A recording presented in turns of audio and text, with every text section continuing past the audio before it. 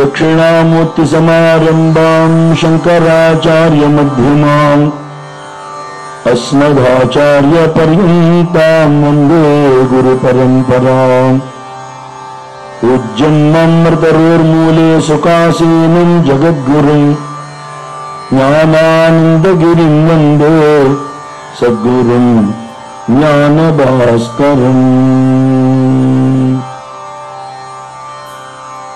नित्याय निर्विकाराय निरवध्याय योगिनी निष्कलाय निरीहाय शिवाय गुरवे नमः।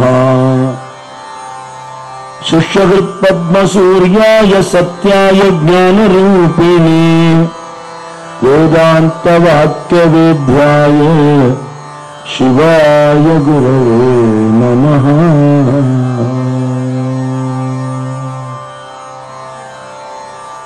सद्गुरुनाथ महाराज की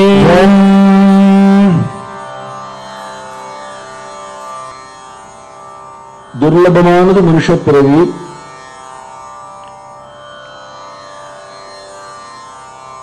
கொடுத்தற்கரியதுன்னு சொல்லக்கூடியதான் இந்த பிறவியில பகவானோட கிருபையால கிடைச்சிருக்கிற சாதனங்களை பயன்படுத்தி கொண்டு பகவத் கிருபையை பூர்ணமாக அடையணும் அப்படின்னு மகான்கள் நமக்கு போதனை பண்றா. அதற்கான வழிகள் பெரியவாளே சொல்றா. வேதம்ங்கிறது பகவானுடைய எட்டர்னல் லான்னு சொல்றா. அப்படி பகவானுடைய சட்டத்திட்டமா இருக்கக்கூடிய வேதங்கள்லையும் அதை அடிவற்றி எழுதப்பட்ட சாஸ்திரங்கள்லையும் அதே சரித்திரபூர்வமா இருக்கக்கூடிய புராணங்களையும் சொல்லப்பட்டிருக்குன்னா கூட அதை படிக்கவோ தெரிஞ்சுக்கவோ நமக்கு அவகாசமும் இல்லை, தெரிஞ்சுக்கிறத கடைபிடிக்கிறதுக்கான ஸ்ரத்தையும் இல்லாம போயிடுறது. அப்போ வெறும் தத்துவமாக சட்ட திட்டங்களா இருக்கக்கூடியத நடைமுறை வாழ்க்கையில ஒருத்தர் நடந்து காண்பிச்சா அவ வாழ்க்கையை ஒரு உதாரணமா எடுத்துக்க முடியுங்கிறதுனாலதான் சாட்சாத் பகவானே ராமச்சந்திர மூர்த்தியாக அவதாரம் பண்ணினார் பூலோகத்துல. மனுஷாலால அப்படி எல்லாம் முடியுமா அப்படின்னு சொல்ல முடியாதபடிக்கு மனுஷாலாலையும் முடியும், அவருக்கு என்ன அப்படின்னு சொல்ல முடியாதபடிக்கு இனிமே ஒரு மனுஷன் வாழ்க்கையில இத்தனை கஷ்டப்படவே முடியாது, அத்தனை கஷ்டப்பட்டு காமிச்சார் பகவான். நம்ம எல்லாம் கஷ்டப்பட்டா அதுக்கு பிராரப்த கர்மான்னு ஒரு பதில் உண்டு. அவருக்கு ஏது பிராரப்த கர்மா இல்லையா? ஒரு கர்மாவும் இல்லை. ஆனா மனுஷ லோகத்துக்கு வந்துட்டா கஷ்டப்படாமல் இருக்க முடியாது. கஷ்டப்படுறோங்கிறதுக்காக தர்மத்திலிருந்து விலகணுங்கிற அவசியம் இல்லை. எவ்வளவு கஷ்டம் இருந்தாலும் தர்மத்துல திருப்தியோட உறுதியோட இருக்க முடியும்னு காட்டின அவதாரம் ராம அவதாரம். ராமகிருஷ்ணபரம் சார் சொல்வார், புகை பிடிஞ்ச அறைக்குள்ள போயிட்டு வந்தேன்னா உடம்புல ஏதாவது வஸ்திரத்தை ஒரு இடத்துல கரிபடாமல் இருக்காது. இந்த மாதிரி பூலோகத்துல பிரவேசம் பண்ணியாச்சுனாலே நம்ம எல்லாம் எதுக்கு வரோம் பூமிக்கு அப்படின்னு ஆசைப்பட்டா வரோம். விஜயதாசர் பாடினார், யாக்கே பந்தியோ ஜீவா யாக்கே பந்தி ಲೋಕತ ಅನುಭವ ಬೇಕಾಗಿದ್ದ ನಿನಗೆ ಯಾಕೆ ಬಂದಿಯೋ ಜೀವ. தேவையாடா உனக்கு இதெல்லாம்? இங்க வந்து தின்னாருன்னு தலையில எழுதியிருக்கா, நீ எங்க இருந்தேன்னு சொல்றாரு. ಮೇರು ಪರ್ವತದಲ್ಲಿ ವಾರಣ ವಂದ್ಯನಾದ ಮಾರಮಣನ ಪಾದ ಆರಾಧನೆಯ ಬಿಟ್ಟು ಯಾಕೆ ಬಂದಿಯೋ. நீ பகவானோட சரணாரத்துக்கு அவர் வந்தனம் பண்ணிட்டு இருந்த,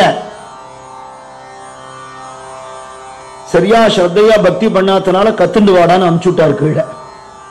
சரி இங்க வந்தாது அதை ஒழுங்கா பண்றியான்னா இல்லைங்கிறாரு. ಉಣ್ಣು ಉಣ್ಣು ಉಣ್ಣು ಉಣ್ಣು ಮತ್ತೆ ಉಣ್ಣು ಹೆಣ್ಣು ಹೊಣ್ಣು ಮಣ್ಣು ತನ್ನದೆಂದು ನಂಬಿ.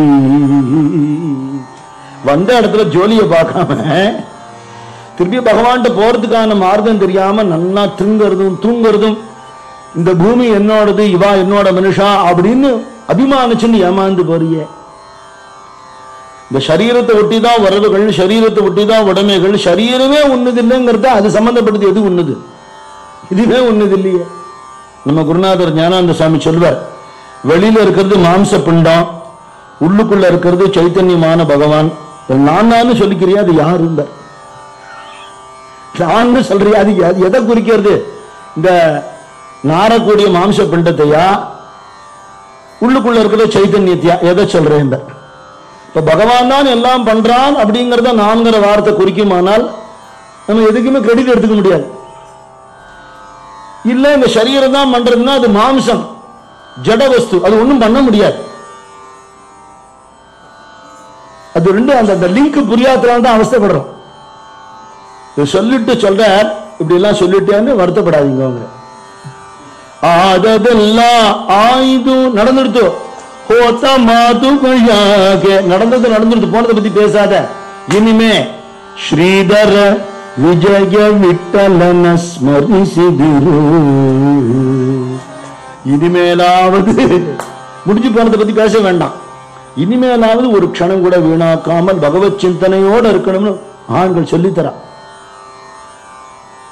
தர்மத்திலிருந்து விலகாமல் இருக்கக்கூடிய ஒரு அவதாரமாக கோதண்டபாணியாக ராமச்சந்திரமூர்த்தி அவதாரம் பண்ணினார். அது தர்மாவதாரம், ராமாவதாரம். தர்மம் நன்னாத்தான் இருக்கும், கொஞ்ச நேரம் கேட்கலாம், ரொம்ப நேரம் போதனை பண்ண எழுந்து போயிடுவான் இல்லையா? தாங்கள் அப்ப என்ன பண்ணணும்? தர்மத்தையே கொஞ்சம் அப்படி கதையெல்லாம் சேர்த்து சொன்னா ரசிப்பா இல்லையா? கஷ்டப்படுறது தார்மீகமா இருக்கிறது, கஷ்டப்படுறது தார்மீகமா இருக்கிறது, இப்படியே ஒரு அவதாரம் இருந்ததுன்னா பகவான் பார்த்தா இது ரொம்ப செல்லுபடி ஆகாதே, அதனால வேற ஒரு புதுசா ஒரு ப்ராடக்ட் பண்ணுவோம்னு கிருஷ்ணாவதாரம், ஒரே லீல அவதாரம், ஒரே விளையாட்டு ஆனந்தம். அதுக்கு நடுநடுவுல அப்படி பாடங்கள் வருமே தவிர பிரதானமா பார்த்தா ராமர்னா தர்மம், கிருஷ்ணன்னா லீல. அப்படி லீலாவதாரமான கிருஷ்ண அவதாரம், ராமாவதாரம் போல தர்ம அவதாரமும், கிருஷ்ணாவதாரம் போல லீலா அவதாரமும், எந்த சேஷ்டிதமும் இல்லாமல் தட்சிணாமூர்த்தி மாதிரி ஒரு இடத்துல அசையாமல் அச்சலமா இருந்துட்டு பிரம்மமா இருக்கக்கூடிய சிவஸ்வரூபமாகவும் இருந்தவா நம்ம பெரியவா. அவர் கோதண்டபாணி, இவர் தண்டபாணி. அவரும் தேசமெல்லாம் நடந்தார், இவரும் தேசமெல்லாம் நடந்தார். அவரும் எல்லா ஜனங்கள்ட்டையும் சகஜமா பழகினார் தான் ராமாயணம் சொல்றது. பூர்வ பாஷி மிருது பாஷின்னு சொல்றது. ராமரை பத்தி சொல்றது, தெருவில் ஒருத்தர் வந்துட்டா அவளை நமக்கு ரொம்ப பழக்கம் இல்லை அப்படின்னா அவ நம்மளை பார்த்து சொல்லட்டுமே, விஷ் பண்ணட்டுமே அப்படின்னு நினைப்பா சில பேர். இவர் யாருன்னா ராஜாதி ராஜாவான சக்கரவர்த்தி திருமகன், இவர் போய் சௌக்கியமா இருக்காளன்னு கேட்பாராம். ஒரு ட்ரேஸ் ஆஃப் ஈகோ கூட இல்லாம இப்படி இருக்க முடியும்னு காட்டியிருக்காரு பகவான். என்னத்துக்கு குறைச்சல் அவருக்கு இல்லையா? அதே மாதிரி எந்த நேரத்திலையும் மிருது பாஷியாவே இருந்திருக்கார். இதெல்லாம் அவரோட சரித்திரம் நமக்கு காட்டுறது. இப்படி எல்லார்ட்டையும் தானே முன்னிட்டு போய் அவளுக்கு அனுகிரகம் பண்ணி எந்த நிலையிலையும் ஒரு ஸ்தித பிரஜனாக கீதையில பகவான் சொல்றது போல சித்தம் கொலையாமல் இருக்க முடியும். இந்த சந்தர்ப்பங்கள் எல்லாம் பகவத்பாதால் ஸ்தாபிச்ச பீட்டத்தில் தர்ம பரிபாலனம் பண்றதுக்கான பீட்டத்தில் இருந்தா கூட தர்ம பரிபாலனம் பண்ணணும்னாலும் 4 பேர் நல்ல காரியம் பண்ண வைக்கிறதுக்கு நமக்கு திரவியம் தேவைப்படுறதே நாம நினைக்கிறோம் இல்லையா? இல்ல தபசு போரும்னு பெரியவா நிரூபிச்சுட்டான். தபஸ் இருந்தால் அதுக்கு என்ன வேணுமோ அது தானே வந்து சேரும். அதுக்கு நீ மெனக்கட வேண்டாம், தபசுக்கு மெனக்கடணும். தபசு பண்ணினா தப்போதனம்னு உண்டு சொல்லுவா இல்லையா? மகான்களுக்கு தப்போதனர்கள்னு தான் பேரு. இந்த தப்போ நிதி இருக்கிறதுனால அவ இருக்கிற இடத்துல சகலவிதமான ஐஸ்வர்யங்களும் இருக்கும். அவ சங்கல்ப மாத்திரத்துல எதை வேணா நடத்தி வைக்க முடியுங்கிறதுனால ஒரு நல்ல காரியம் நடத்துறேங்கிற ஒரு சாக்கல கூட நீ பணத்துக்கு பின்னாடி போயிடாது. அது காட்டி கொடுத்த பகவத்பாதால் எப்படி இருந்தாலும் சங்கர விஜயம் சொல்றதோ அப்படி அடி ஒற்றி இருக்க முடியும்னு நம்ம காலத்துல நாம பார்த்திருக்கோம். பகவத்பாதா காலத்திலிருந்து பெரியவா காலம் வரல எத்தனை பேர் அப்படி இருந்தாங்கிற விஷயங்கள் நமக்கு தெரியாது. நம்ம காலத்துல நாம பார்த்தது இப்படி ஒரு சரித்திர புருஷனாக மகாபுருஷனா அப்படி ஒருத்தர் இருக்க முடியும்னு இருந்து காட்டியிருக்கார். ஞானிக்கு லோக விவகாரம் கிடையாது. பொதுவாக சத்குரு ஞானானந்த பகவான் சொல்வார், லோக உபகாரம் ஞானிக்கு விவகாரம். ஞானிக்கு என்ன விவகாரமா? எல்லாருக்கும் ஏதாவது உபகாரம் பண்ணிட்டே இருக்கணும். அவளுக்கு யாராலையும் எது ஆக வேண்டியதில்லை, எது எப்படி போனாலும் அவளுக்கு ஒன்றும் நஷ்டம் இல்லை. ஜெகத் நித்யான்னு தள்ளினவாவா தத்துவ ரீதியாக. ஆனால் நடைமுறை ரீதியாக ஜனங்கள் அவஸ்தப்படும் போது இதை பார்த்துட்டு இருக்க முடியாது அவளால். பகவத்பாதாலே சொல்றான்னு பெரியவா சொல்லிருக்கா தெய்வத்தின் குரல்ல, பாவாத்வைத்தம் சதா குறியாத். பாவத்தினால அத்வைத்தியாரு எப்பவுமே எல்லாம் ஒண்ணு, பகவானை தவிர இன்னொரு வஸ்து கிடையாதுங்கிற எண்ணத்தோடு இரு. நீயும் அவரோட ஒரு அம்சமாகவே அவரோட சம்பந்தப்பட்டவனாகவே நினைச்சுன்று ரெண்டுங்கிற பேத உணர்ச்சிக்கு இடம் கொடுக்காது. ஆனா இது பாவத்துல மட்டும்தான். பாவாத்வைத்தம் சதா குறியாத், கிரியாத்வைத்தம் ந கர்ஹிச்சித்துங்கிற. கிரியையில அத்வைத்தியா இருக்காதேன்னு. கிரியையில் அத்வைத்தியா இருந்தா என்ன ஆகும்னா, மாமா நான் சாப்பிட்டுட்டேன் மாமா உங்களுக்கு வயிறு ரொம்ப இருக்குமேன்னு கேட்பான். நடக்கிற காரியமா அது? கிரியையில தனித்தனி தான். சாதாரண பழமொழியா என்ன சொல்றோம், தாயும் செய்யும் ஒண்ணுனாலும் வாயும் வயிறும் வேழையான்னு சொல்றோம் இல்லையா? கிரியாத்வைத்தம் கிடையாது. கிரியையில எல்லாரும் தனித்தனியா தான் இருக்கா. ஒரு ஜீவனுக்கும் உண்டான கைங்கரியம் பண்ண நம்ம கடமைப்பட்டிருக்கோம். இந்த அடுக்கு தீபம்லாம் எடுப்பாளே கோவில்ல, அது என்னன்னா அது ஒரு தீபம் இல்ல, குட்டி குட்டியா பல தீபங்கள் சேர்ந்த ஒரு தீபம். அடுக்கு தீபம்னா டோட்டாலிட்டியா ஒண்ணு, ஆனா அதுக்குள்ள நிறைய தீபங்கள் இருக்கிறது போல இத்தனை ஜீவராசிகளும் சேர்ந்தது எதுவோ அதுவே பிரம்மம் அப்படிங்கிறது தத்துவம். தனியா பகவத் சேவைன்னு ஒண்ணு இருக்கு, அவர் அர்ச்சாவதாரமா வழிபடுறது, முறைகள் ஆகமம் வேதம் சொல்றதெல்லாம் பண்ணணும். இன்னொரு பூஜை என்ன இருக்கு, ஒரு ஜீவனுக்குள்ளேயும் அந்த பகவான் தான் இருக்காருன்னு புரிஞ்சுண்டு அவளுக்கு சேவை பண்றது. அப்படின்னுட்டா இந்த ஜீவ சேவைங்கிறதும் இந்த பகவத் சேவைங்கிறதும் ஒண்ணு சேரும்போது அத்வைத அனுபவம் உண்டாருதுங்கிறத பிரச்சாரம் பண்ணாமல் அனுஷ்டானம் பண்ணி காட்டினா புரியும். வாழ்நாள் பூரா பிரச்சாரம்ங்கிறது வேற, அனுஷ்டானம்ங்கிறது வேற இல்லை. அனுஷ்டானமே தான் பிரச்சாரம். ஒரு யுக புருஷனா இருந்துட்டார். எந்த மகானை பத்தி சொன்னாலும் பெரியவா மாதிரி அவ இருப்பாளான்னு இவ ஸ்டாண்டர்ட் வச்சு பார்க்கக்கூடிய அளவுக்கு ஆயிடுச்சு. ஆனா அப்படி இருக்க முடியாது. காரணம் என்ன, பகவான் ஜனங்களுடைய பலவிதமான ருச்சி பேதத்துக்கு தகுந்தாப்புல மகான்களை அனுப்புறார். வாஸ்தவமா சொன்னா பல மகான்களை அவரே வரார். அப்படி வரும் பொழுது பரம வைதீகமா இருக்கக்கூடியவாளுக்கு, வேத சாஸ்திர சம்பிரதாயங்களை கடைபிடிக்கணும்னு தெரிகிறவாளுக்கு, நாட்டம் இருக்கிறவாளுக்கு அப்படி ஆச்சாரிய பீடத்தில் ஒரு மகான் வரணும்.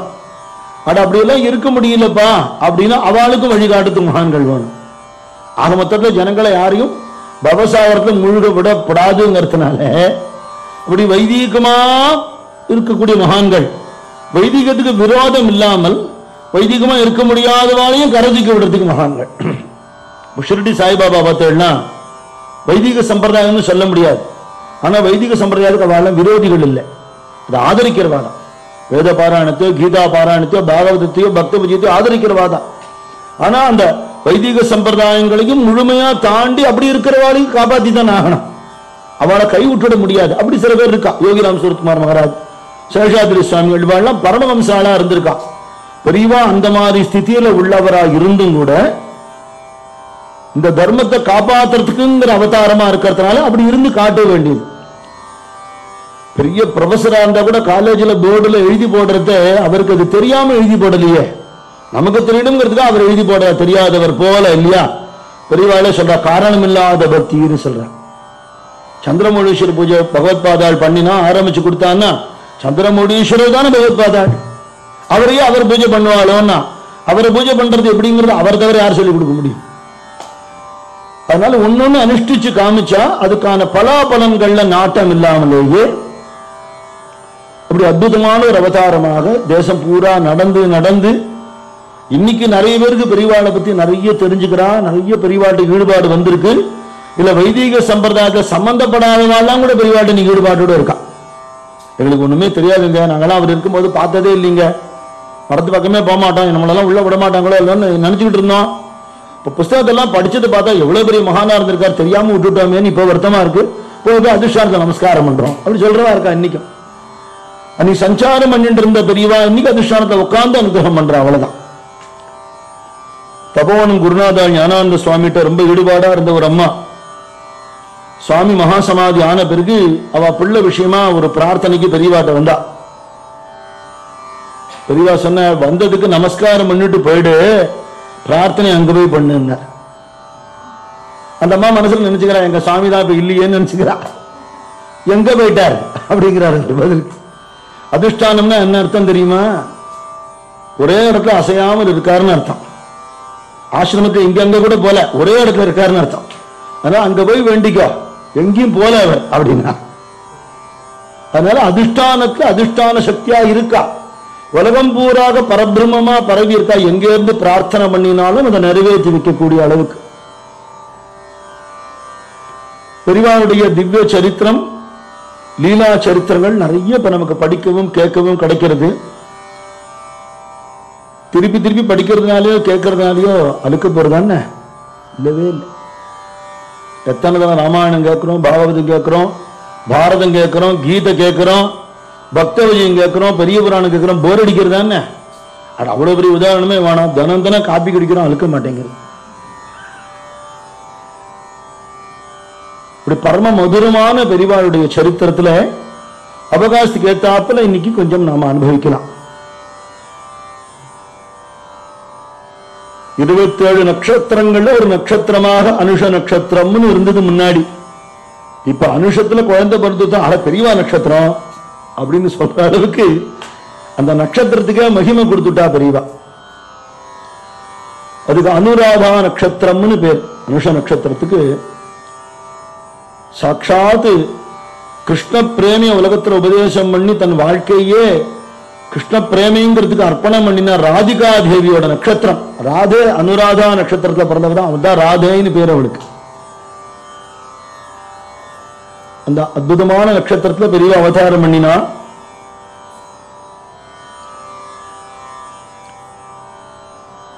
பெரியவாளுடைய சரித்திரத்துல அவரே சொல்ற, எங்க தாத்தா முப்பாட்டனார் காலத்துல ரொம்ப வைதீகமா இருந்திருக்கா. பெரியவா சரித்திரத்தில் உள்ள முக்கியமான விஷயம் இது என்னன்னா, ஒரு வைதீக சம்பிரதாயத்துல இருந்தவா அவ குடும்பம்ங்கிறது ஒரு கால கிரமத்துல எப்படி மாறுறது, அப்படி மாறுற குடும்பத்திற்கும் ஸ்ரத்தாவானா இருக்கிறவாளுக்கு எப்பேற்பட்ட ஒரு ஸ்தானம் கிடைக்கிறதுங்கிறது அவரே நிரூபணம் பண்ணியிருக்கார். அவர் வாக்குனாலேயே சொன்னது. எங்க அப்பா காலத்துல அவர் உத்தியோகத்துக்கு போயிட்டார். பள்ளிக்கூடங்கள் எல்லாம் கல்வி அதிகாரியா இன்ஸ்பெக்டரா இருந்தார். ஆனா ஓரளவுக்கு அத்தியனம் பண்ணிருக்கார், ரொம்ப இல்லை. அதனால சுப்பிரமணிய சாஸ்திரிகள் தான் சொல்லுவா. ஆனா சாஸ்திரிகளா அவர் இல்லை. எங்களெல்லாம் கூட பள்ளிக்கூடத்தில் தான் படிக்க வச்சார். அவர் பெரியவாளே சொல்றார். அவருடைய பெரியம்மா பிள்ளையும் இவருக்கு முன்னாடி உள்ள பீடாதிபதியா ஆனவருமான மகாதேவேந்திர சரஸ்வதியின் நாமம் அவருக்கு. பழைய பேர் லட்சுமி காந்தன் அண்ணான்னு பெரியவா சொல்றார். அவர் அண்ணா முறை அவருக்கு. அவராவது பாடசாலையில சேர்ந்து படிச்சார், எனக்கு அது கிடைக்கல அப்படின்னு தன்னை தாய்க்குன்னு சொல்றாரு.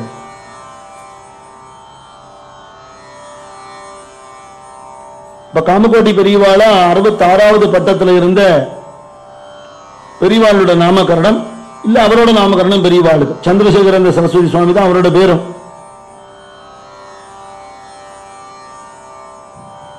துளசிதாசர் சொல்றார், வந்தே போதமயம் நித்யம் குரு சங்கர ரூபிணம். வந்தே போதமயம் நித்யம் குரும் சங்கர ரூபிணம். யம் ஆஸ்ரிதோ ஹி வக்ரோ அபி சந்திரஹ சர்வத்ர வந்தியதே.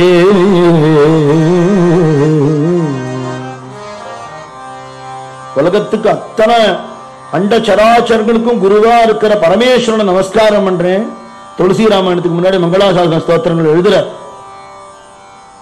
நித்தியம் என்னைக்கும் குருவா இருக்கக்கூடியவர் அந்த சங்கர பகவான் தான்.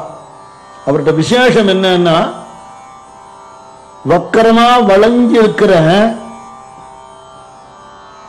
சாபத்தினால க்ஷயமா போகக்கூடிய சந்திரன் எடுத்து தலையில வச்சுட்டு சந்திரசேகரன் ஆயிட்டார். அதனால அவரை நமஸ்காரம் பண்றவாள் சந்திரனையும் சேர்த்து நமஸ்காரம் பண்ண முடியா பண்ணிட்டார். அப்பேற்பட்ட கருணாமூர்த்திங்கிற. தம் ஆசிரிதோகி வக்ரோபி சந்திரஹா சர்வத்திர வந்தியதே. இந்த சந்திரசேகரங்கிற நாமம் என்ன காட்டுறதா, எத்தனை கோணல் மாணலா நீ இருந்தா கூட சத்குரு பாகின்னு வந்துட்டா உன்னை காப்பாத்துறேன்னு இல்லை, உன்னை 10 பேர் கும்பிடுறாபல பண்றேங்கிறான் பெரியவா. அந்த நாமாக்கே அப்பேற்பட்ட ஒரு மகத்துவம் உண்டு. அந்த பெரியவா 66வது பட்ட பெரியவா. நம்ம பெரியவா 68ல வந்தா, 68வது பீடாதிபதியா வந்தா. அவர் பெருமுக்கல்ங்கிற கிராமத்துல முகாமிட்டு இருந்திருக்கா. அப்போ காமகோட்டி பெரியவாளுக்கு பக்தி பண்ற குடும்பம்ங்கிறது மட்டும் இல்ல, கட்டுப்பட்டு கைங்கரியம் பண்ணிட்டு இருந்த குடும்பம் பரம்பரையாகவே வா தாத்தா முத்தாத்தா எல்லாம் அங்க உள்ள பெரியவாளுக்கு கைங்கரியம் பண்ணவா. 65வது பட்டம் இளையாத்துங்குடி பெரியவா இவாளுக்கு பூர்வாசிரம பந்துக்களே. அதனால அந்த பெரியவா வந்திருக்கான உடனே போய் தரிசனம் பண்ணணும். சாதுக்களை பார்த்த மாத்திரத்திலே பாபம் போறதுன்னு சொல்றான்.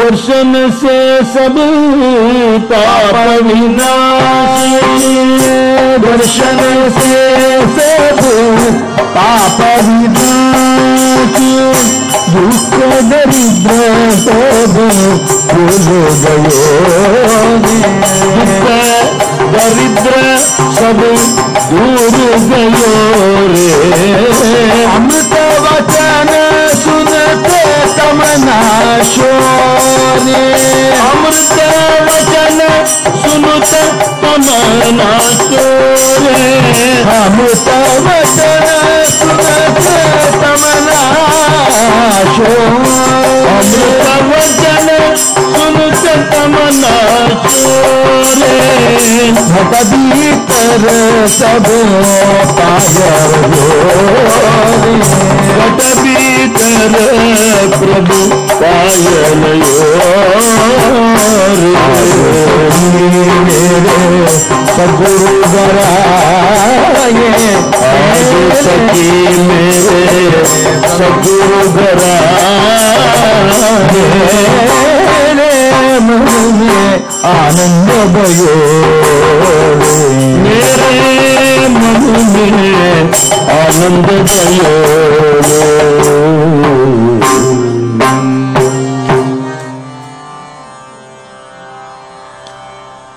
குருநாதால பார்த்த மாத்திரத்திலேயே தர்சன சே சப் பாப விநாச, ஜென்ம ஜென்மாந்திரமா பாபம் பண்ணிருந்தா கூட உணர்ந்த பாபமும் பரிபூரணம் உணர்ந்த ஞானியின் விழிபட ஓடுமேன்னு குருநாதர் சொல்லுவேன். மகானோட ஒரு கட்டாட்சம் பத்திரத்துல ஜென்ம ஜென்மாவா பண்ணின பாபம் போயிடும். அதனால சாதுக்களை பார்க்கணும்னு அத்தனை விசேஷமா வாய்ப்பு கிடைக்கிறத விடவே விடாது. ஒரு குடும்பத்தோட போயிருக்கா. ஒரு பக்தர் வந்திருக்கா, பரம்பரையா மடத்துக்கு கைங்கரியம் பண்ற குடும்பத்தை சேர்ந்தவான்னு ஆச்சாரியால வாழ விசேஷமா விசாரிப்பா இல்லையா.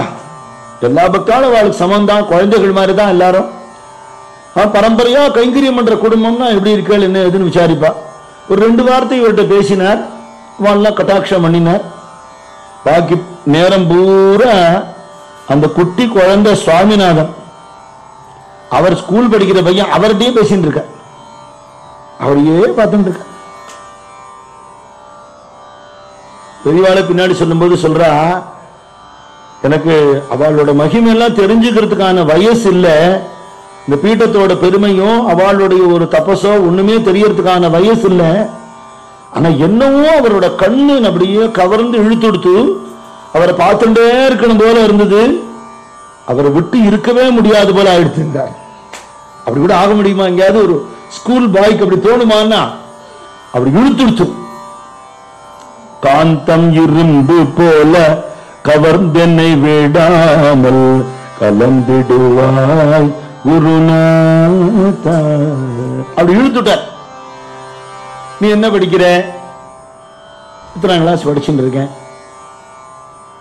மார்க்கெல்லாம் அப்படி வாங்குற? அவன் சொல்ல நல்லா மார்க் வாங்குறான். பைபிள் காம்படிஷன்ல கூட ஃபர்ஸ்ட் பிரைஸ் வாங்கியிருக்கான். அது ஆச்சாரியாளுக்கு சம்பந்தம் இல்லைன்னா கூட ஆச்சாரியா அதை எப்படி எடுத்துப்பா, இன்னொரு மதத்து நூலா இருந்தாலும் அதை ஸ்ரத்தையா படிச்சு பாதிரியார்கிட்டயே பரிசு வாங்கியிருக்கான்னா ஸ்ரத்தை தான் கணக்குங்க, வேற எதுவும் கணக்கு இல்லை. ஷேக்ஸ்பியர் டிராமால எல்லாம் பரிசு வாங்கியிருக்கான். அப்படியா? கிளாஸ்ல நீ தான் லீடரோ எல்லாம் கேட்டிருக்க.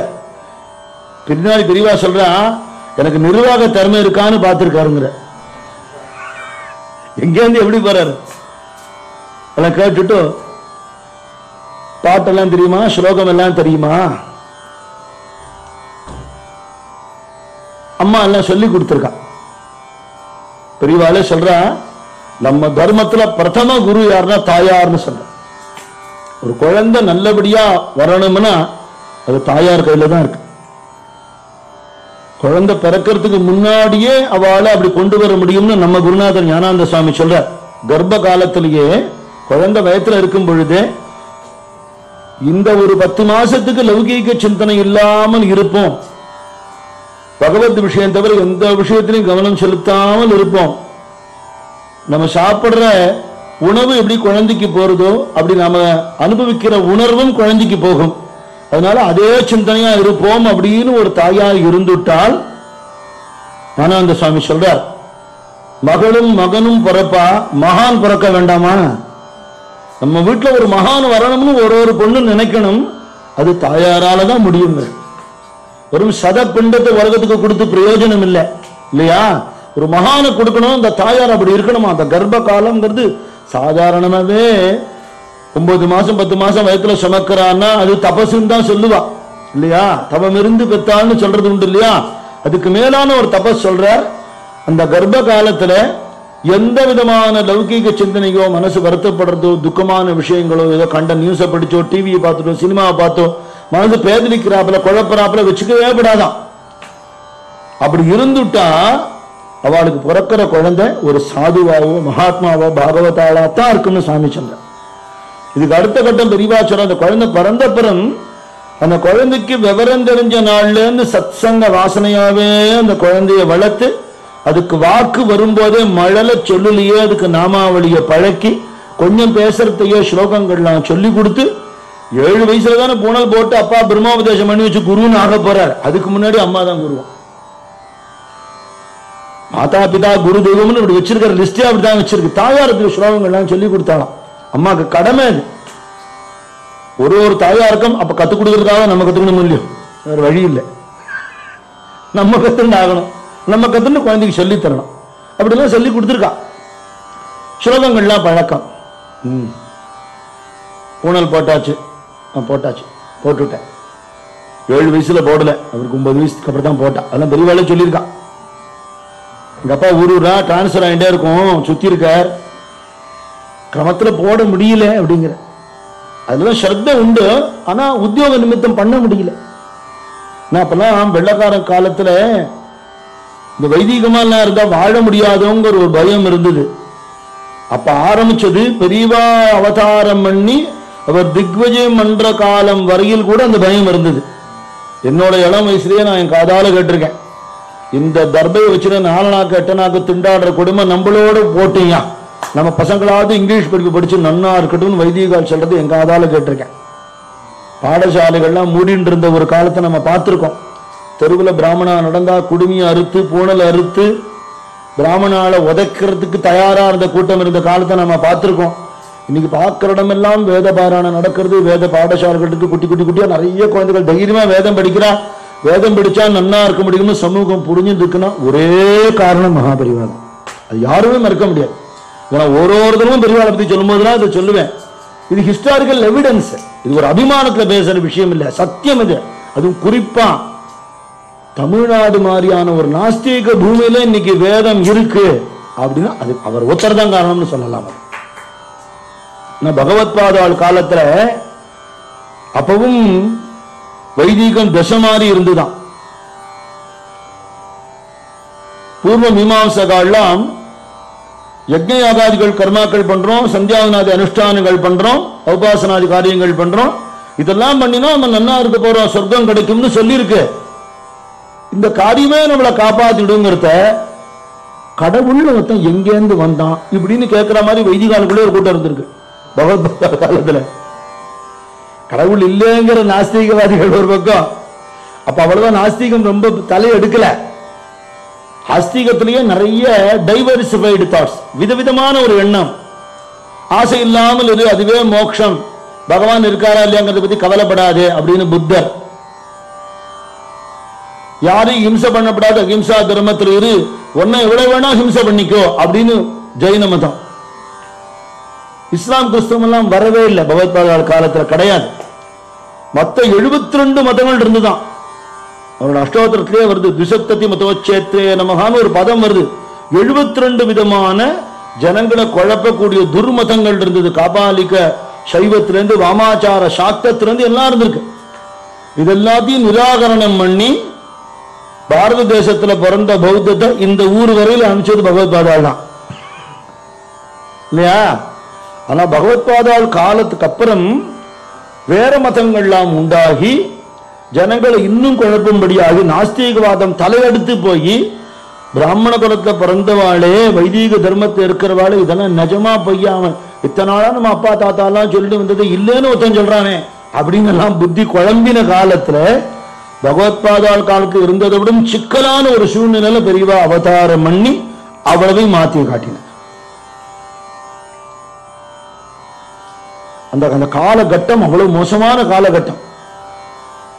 அதனால அவ பரம்பரையிலேயே இதெல்லாம் நம்ம பெரியவாள் இருந்திருக்கா, நமக்கு முடியலப்பா அப்படின்னு படிச்சுட்டு உத்தியோகத்துக்கு போயிட்டான்.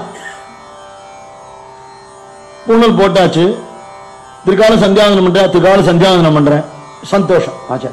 குழந்தைகளுக்கு ரொம்ப முக்கியம், திரிகால சந்தியாவந்தனத்தை விடவே கூடாது, எந்த சந்தர்ப்பத்திலையும் விடக்கூடாது.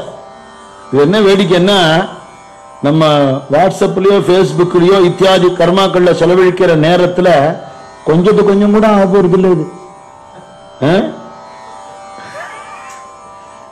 24 மணி நேரத்துல தண்டமாக்குற நேரம் விட்டா கூட ஒரு 15 நிமிஷம் 3 வேளைக்கு செலவழிக்க முடியாதா?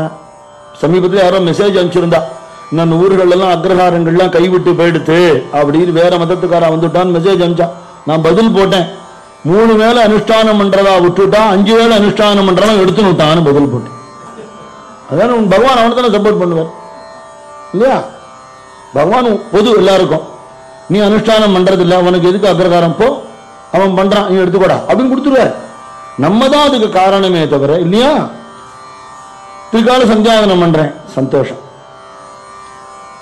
ஸ்ரீருத்ரன் சொல்லி கொடுத்துருக்காளா, சமகம் சொல்லி கொடுத்துருக்காளா, புருஷ சுத்தம் தெரியுமா? தெரியும்.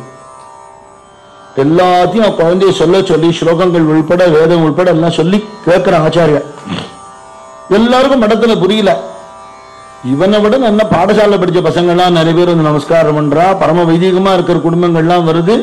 நல்ல குடும்பம் தான், பக்தால் தான் இல்லைங்கள. இருந்தாலும் கான்வென்ட்ல படிக்கிற பையன், இந்த பையன் பெரியவா இத்தனை ஒரு ஆசையா பேசுறாளே, யாருக்கும் அது ரகசியம் தெரியாது. அத்தனை அன்போட பார்த்து கடாட்சம் பண்ணி பிரசாதம் கொடுத்தா அடிக்கடி வா அப்படின்னு சொல்லிட்டார். பெரியவாளை பார்த்தா பெரியவாள் மரணா பேசியிருந்தா, குழந்தைய பார்த்து பேசியிருந்தா சந்தோஷம். எல்லா அம்மா அப்பாவுக்கும் ஒரு சந்தோஷம் தானே. வந்துட்டா ஊருக்கு. அன்னைக்கே 1-2 பேரை கூப்பிட்டு சொல்லியிருக்கா, இந்த பட்டத்துல அடுத்தது இவன் தான் வருவான்னு சொல்லியிருக்கான்.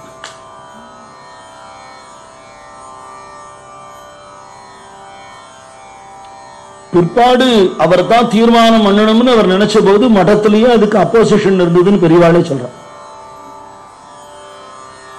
ஒரு இங்கிலீஷ் படிப்பு படிச்ச பையன், கான்வென்ட் பையனா ஆச்சாரியால் இப்படி சொல்றாளே. எல்லாரும் ஒட்டுமொத்தமாக 66வது பட்டம் பெரியவாளை தவிர அவ்வளவு பேரும் அதுக்கு மறுத்து பேசின உடனே என்ன நடக்க போறதுன்னு அவருக்கு தெரியும், குருவுக்கு தெரியும். இப்ப இவ யாருமே ஒத்துக்க மாட்டேங்கிறாங்கிறத அவ வார்த்தைக்கு மரியாதை கொடுக்கணும். அவளே தெரிஞ்சுன்னு போறா பின்னாடி அம்பாள் சங்கல்பம் என்னங்கிறத. அவ வார்த்தைக்கு மதிப்பு கொடுத்து இவரோட பெரியமா பையனான லட்சுமிகாந்தன்கிற குழந்தைய அவரை சுவாமிகளாக்கி 67வது பட்டம் மகாதேவேந்திர சரஸ்வதி சுவாமிகளா கொடுத்தார். அப்போ அவருக்கு ரொம்ப உடம்பு முடியல, வைசூரி போட்டிருந்ததுனால அம்மையில ஒரு வகை. இந்த அளவுக்கு வைத்திய வசதிகள் இல்லாத காலத்தினால காத்துல பரவிடும்.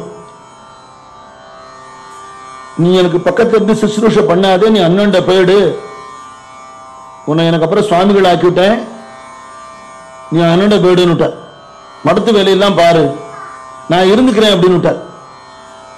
மாட்டேங்கிறார். உங்களை தொட்டுதான் கைங்கரியம் பண்ணுவேங்க, தொடாதப்பா உனக்கு வந்துடும், அதுக்கு தான் கைங்கரியம் பண்றேங்கிற. அந்த வியாதி எனக்கு வரட்டுமே சுவாமி, உங்களை விடட்டுமேன்னு கேட்கிறார்.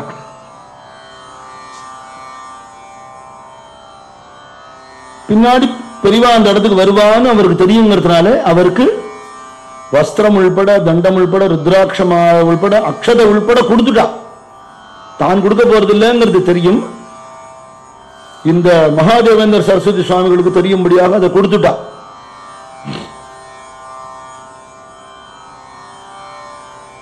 முதல் தரிசனத்துக்கும் ஆச்சாரியால் சித்தியார்த்துக்கும் நடுவில் இன்னொரு தரிசனமும் கிடைச்சது. இந்த இரண்டாவது தரிசனம் எப்படி நடந்துதான்,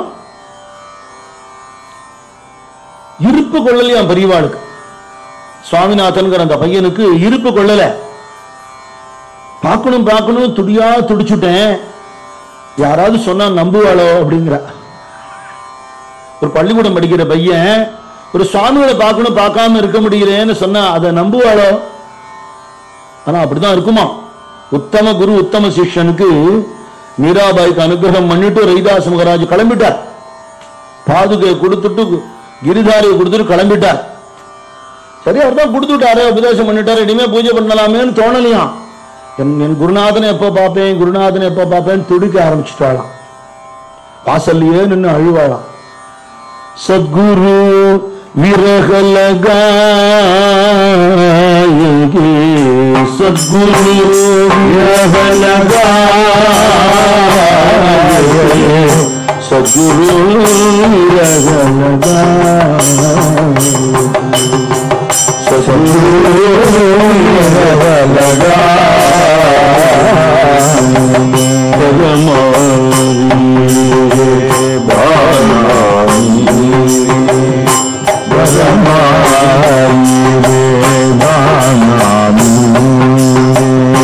சத்குரு விரகலகா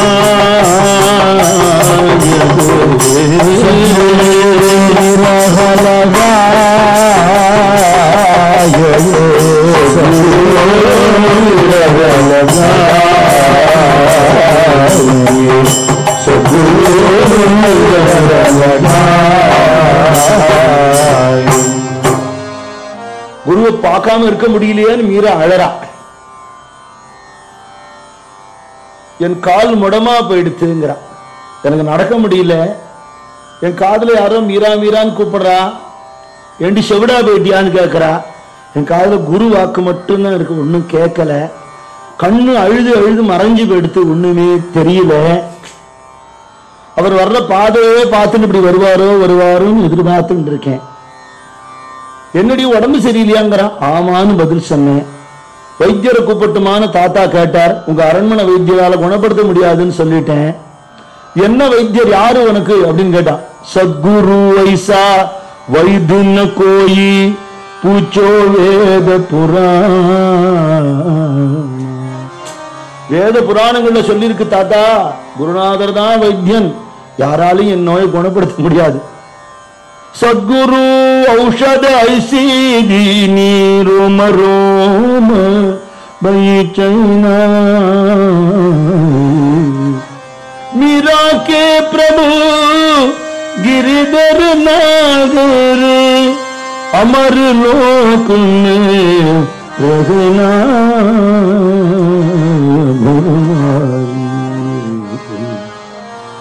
அப்படி தாபம் வந்துடுத்து இருப்பு கொள்ளல. அப்பா பெரியவாளை பார்க்கணும் பெரியவாளை பார்க்கணும் வெறும் சொன்னா போன மாசம் தானே பார்த்து சும்மாடுறேன் அப்படின்னு விடுவா. பெருமுக்கல்ங்கிற கிராமத்துல தான் பிரதம தரிசனம். அங்கிருந்து சாரங்கிற கிராமத்துக்கு ஆச்சாரியால் போயிட்டார். மடத்துக்கு போயிட்டு வரவா யாரு மூலமாக தெரிஞ்சுட்டார். இவா இருக்கிற திண்டிவனுக்கு இருந்து நல்ல தூரம். ராவோட ராவா இருட்டுல ஒரு 12-13 வயசு பையன். தனியா போறதுக்கும் கொஞ்சம் பயமா இருக்கு. ஆனா அப்பா அம்மா வர்றவர்னு காத்துட்டு இருக்க முடியாது. அப்பா ஊரா சுத்தின்னு இருக்கார், அம்மா தனியா வரமாட்டான். கிருஷ்ணசாமின்னு கூட படிக்கிற பையன் வீட்டுக்கு போனார். அவனை எழுப்பிடை வரியாடா பெரியவாளை பார்த்துட்டு வரலாம் அப்படின்னு கேட்கணும்னு போறார். அவர் கும்பகரண உபாசனை பண்ணிட்டு இருந்தாராம். அவர் எழுப்புற பேர் வெளியில வீட்டுல இருக்கிறவா எழுந்துருவா போல இருந்தது. சத்தம் போடாம நின்றுட்டு இருக்கிறத அவாத்துக்கு வந்திருக்கிற பையன் யாராவது எழுந்து விட்டான். இப்படி கையை காட்டி கூப்பிட்டார் வெளியில வாங்க. என்ன சாமிநாதன், நான் வந்து காஞ்சி பெரியவாளை பார்க்க போறேன். இந்த நேரத்துலயா? இப்ப போனா தான் ஊர்ல யாருக்கும் தெரியாத போயிடலாம். எதுக்குன்னு கேட்காத, எனக்கு என்னமோ ஒரு பார்த்தாகணும் போல இருக்கு. சரிப்பா. ரெண்டும் சேர்ந்து, குட்டி பசங்க ரெண்டும் சேர்ந்து நடக்கிறது. விடியறதுக்குள்ள ரொம்ப தூரம் போயிடணும், தேடின்னு வரப்படாதுங்கிறதுக்காக போற. ஒரு கட்டத்துக்கு மேல கால் வலிக்கிறது. சின்ன பசங்க தானே, இப்ப மாதிரி வாகன வசதிகள்லாம் இல்லாத காலம். ஏதாவது வண்டி இண்டி வருதா, அந்த பாதி தூரமா இறக்கி விடுவாரான்னு ஒரு நப்பாசை. திரும்பி திரும்பி பார்த்துட்டே நடக்கிறா.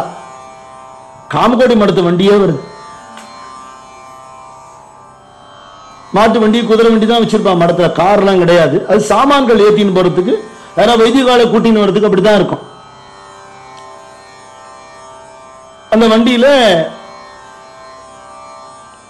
நிர்வாகஸ்தர் ஒருத்தர் உட்காந்து இருக்க.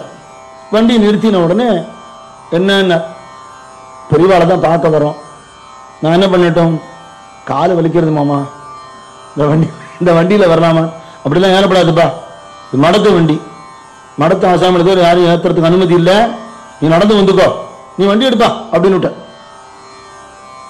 சரி, கொஞ்சம் உட்காந்து கொஞ்சம் நடந்து ஆசுவாசப்படுத்தின்னு குழந்தைகள் ரெண்டும் போயிடுச்சு. நீ எங்கடா வந்தீங்க அப்படின்னு கேட்கிறாரு. தனியாவா வந்து? ஆமா, உங்களை பார்க்கணும் போல இருந்தது அப்படிங்கிறாரு. இவருக்கு அவரை பார்க்கணும் போல இருக்கு, அதுதான் இழுத்திருக்கு வர.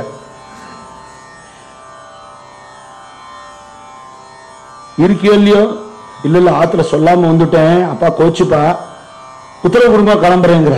என்னடா அது இவ்வளவு தூரம் வந்துட்டு உடனே போறேங்கிற, ஒரு 2 நாள் இது அச்சுச்சோ கோச்சுப்பா, பயப்படாத, ஆத்துக்கு நான் தகவல் அனுப்பிச்சுடுறேன், நீ இங்கதான் இருக்கேன்னு சொல்லிடுறேன், அம்மா அப்பா வருத்தப்பட மாட்டா, 2 நாள் இரு, உன்னை மடத்த வண்டியில கொண்டு போய் விட சொல்றேன். அந்த 2 நாள் அவர் என்னென்ன பேசினா, பெரியவாளுக்கு என்ன அனுகிரகம் பண்ணினாருங்கிறது ரகசியம். அது பெரியவா சொல்லல. அவர் சரித்திரத்தை நிறைய விஷயங்கள் ராகணபதி சார் மாதிரி பக்தாட்டெல்லாம் சொல்லியிருக்கார். அந்தரங்கமான சில விஷயங்கள் சொல்ல 2 நாள் இருந்திருக்க ஆச்சாரியாளோட இருன்னு சொல்லிட்டார். பரம அனுகிரகம் ஆயிடுத்தாங்க. முதல்ல பார்த்த அன்னைக்கே கட்டாட்சத்திலே அனுகிரகம் பண்ணியாச்சு. பார்வையினாலேயே நோக்கிய கருதிய தாக்கிய பக்குவம் ஆக்கினி ஆண்டருள் அருணாச்சலாங்கிற ரமண பகவான் பார்த்து அனுகிரகம் பண்ணிட்டார்.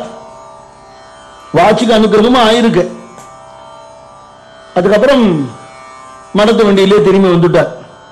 நம்ம ஆட்டோன்னு சொன்னவர் அப்ப இல்ல போல் இருக்கு, வேற யாரோ கொண்ட விட்டுருக்கா போல இருக்கு. அதுக்கப்புறம் பெரியவா சுவாமிகள் ஆனதுக்கு அப்புறம்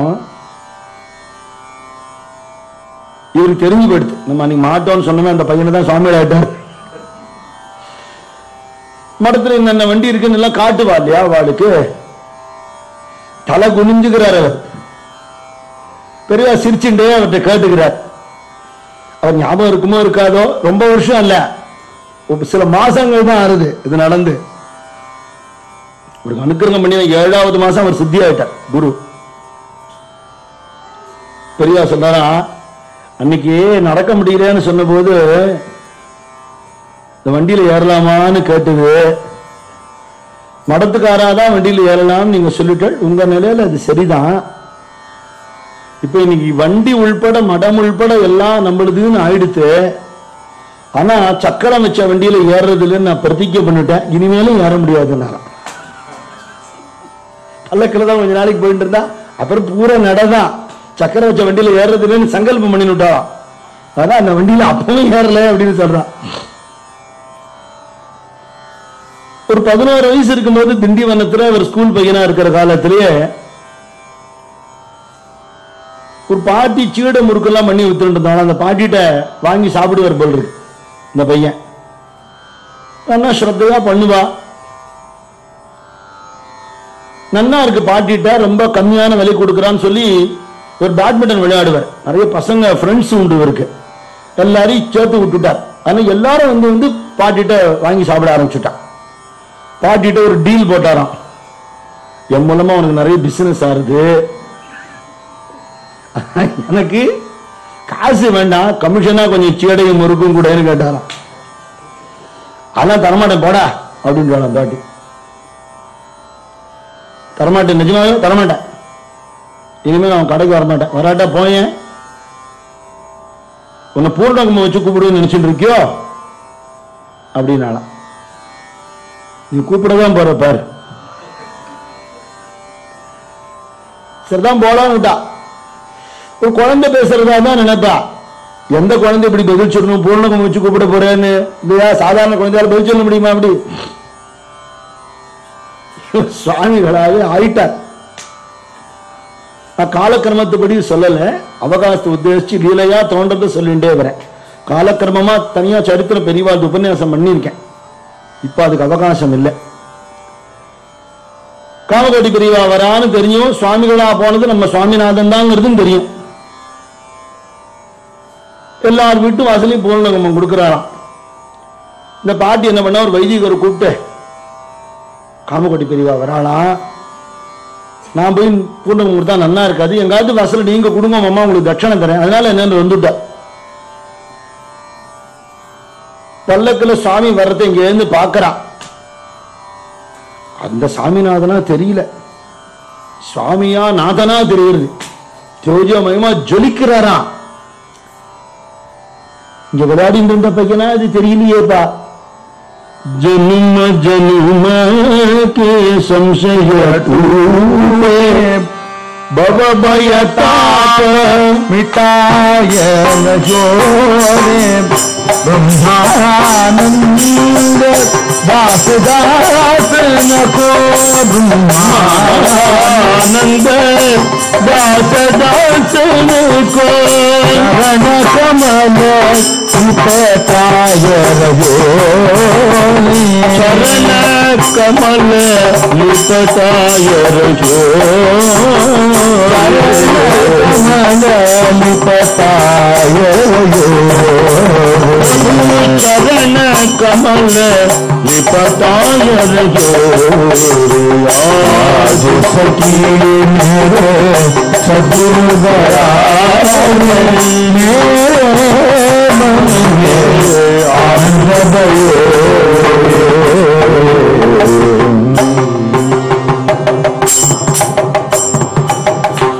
இன்னைக்கு எங்க ஆத்துக்கு குருநாதர் வந்தாருன்னு பிரம்மானந்தர் பாடுற பாட்டு. ஆஜ் சகி மேரே சத்குரு கராயே. அதனால ஆனந்தம் தாங்க முடியாம ததும்பி வழியறது. மேரே மனுமே ஆனந்த நம்ம ஆத்து சுவாமிநாதன் தானா, நம்ம ஊர் பையன் தானாங்கிற சந்தேகமும் போயிடுத்து. ஜென்ம ஜென்மமா மனசு இருந்த சந்தேகம் எல்லாம் போயிடுத்து. பவபயம் தீர்ந்துடுத்துன்னு ஆனந்தப்படுற அளவுக்கு வர லட்சப்பட்டு இருக்கா. தலை குனிஞ்சு என்ன விளையாட்டா. பூர்ணகுமம் கொடுப்பியோன்னு கேட்டதுக்கு மாட்டேன் நான் சொன்னதுலாம் ஞாபகம் வந்துடுத்தோம். வந்து நிஜமாக நடந்துடுத்த. சுவாமிகளை பெற்ற அதெல்லாம சொல்லிட்டு இருக்க போறாரு. வேற நமக்கு தோன்றது. வைதிகர் கொடுக்கிறார். அந்த பாட்டி குனிஞ்சுட்டு அப்படி லேசா நிமிந்து பாக்குறா. அந்த பூர்ணகுமத்தை கையை வச்சுன்னு பாட்டியை பார்த்து சிரிச்சுட்டே இருக்க. குறும்பு சிரிப்பா சிரிக்கிறார். சிரிச்சுட்டு கொடுப்பேனோ கொடுப்பேனோன்னு நீயும் கொடுத்துட்ட, வாங்கிப்பேனோ வாங்கிப்பேனோ நானும் வாங்கினுட்டேன். ஆயுதம் எடுக்க மாட்டேன்னு பகவான் ஸ்ரீ கிருஷ்ணன் சொன்னார் மகாபாரத யுத்தத்துல.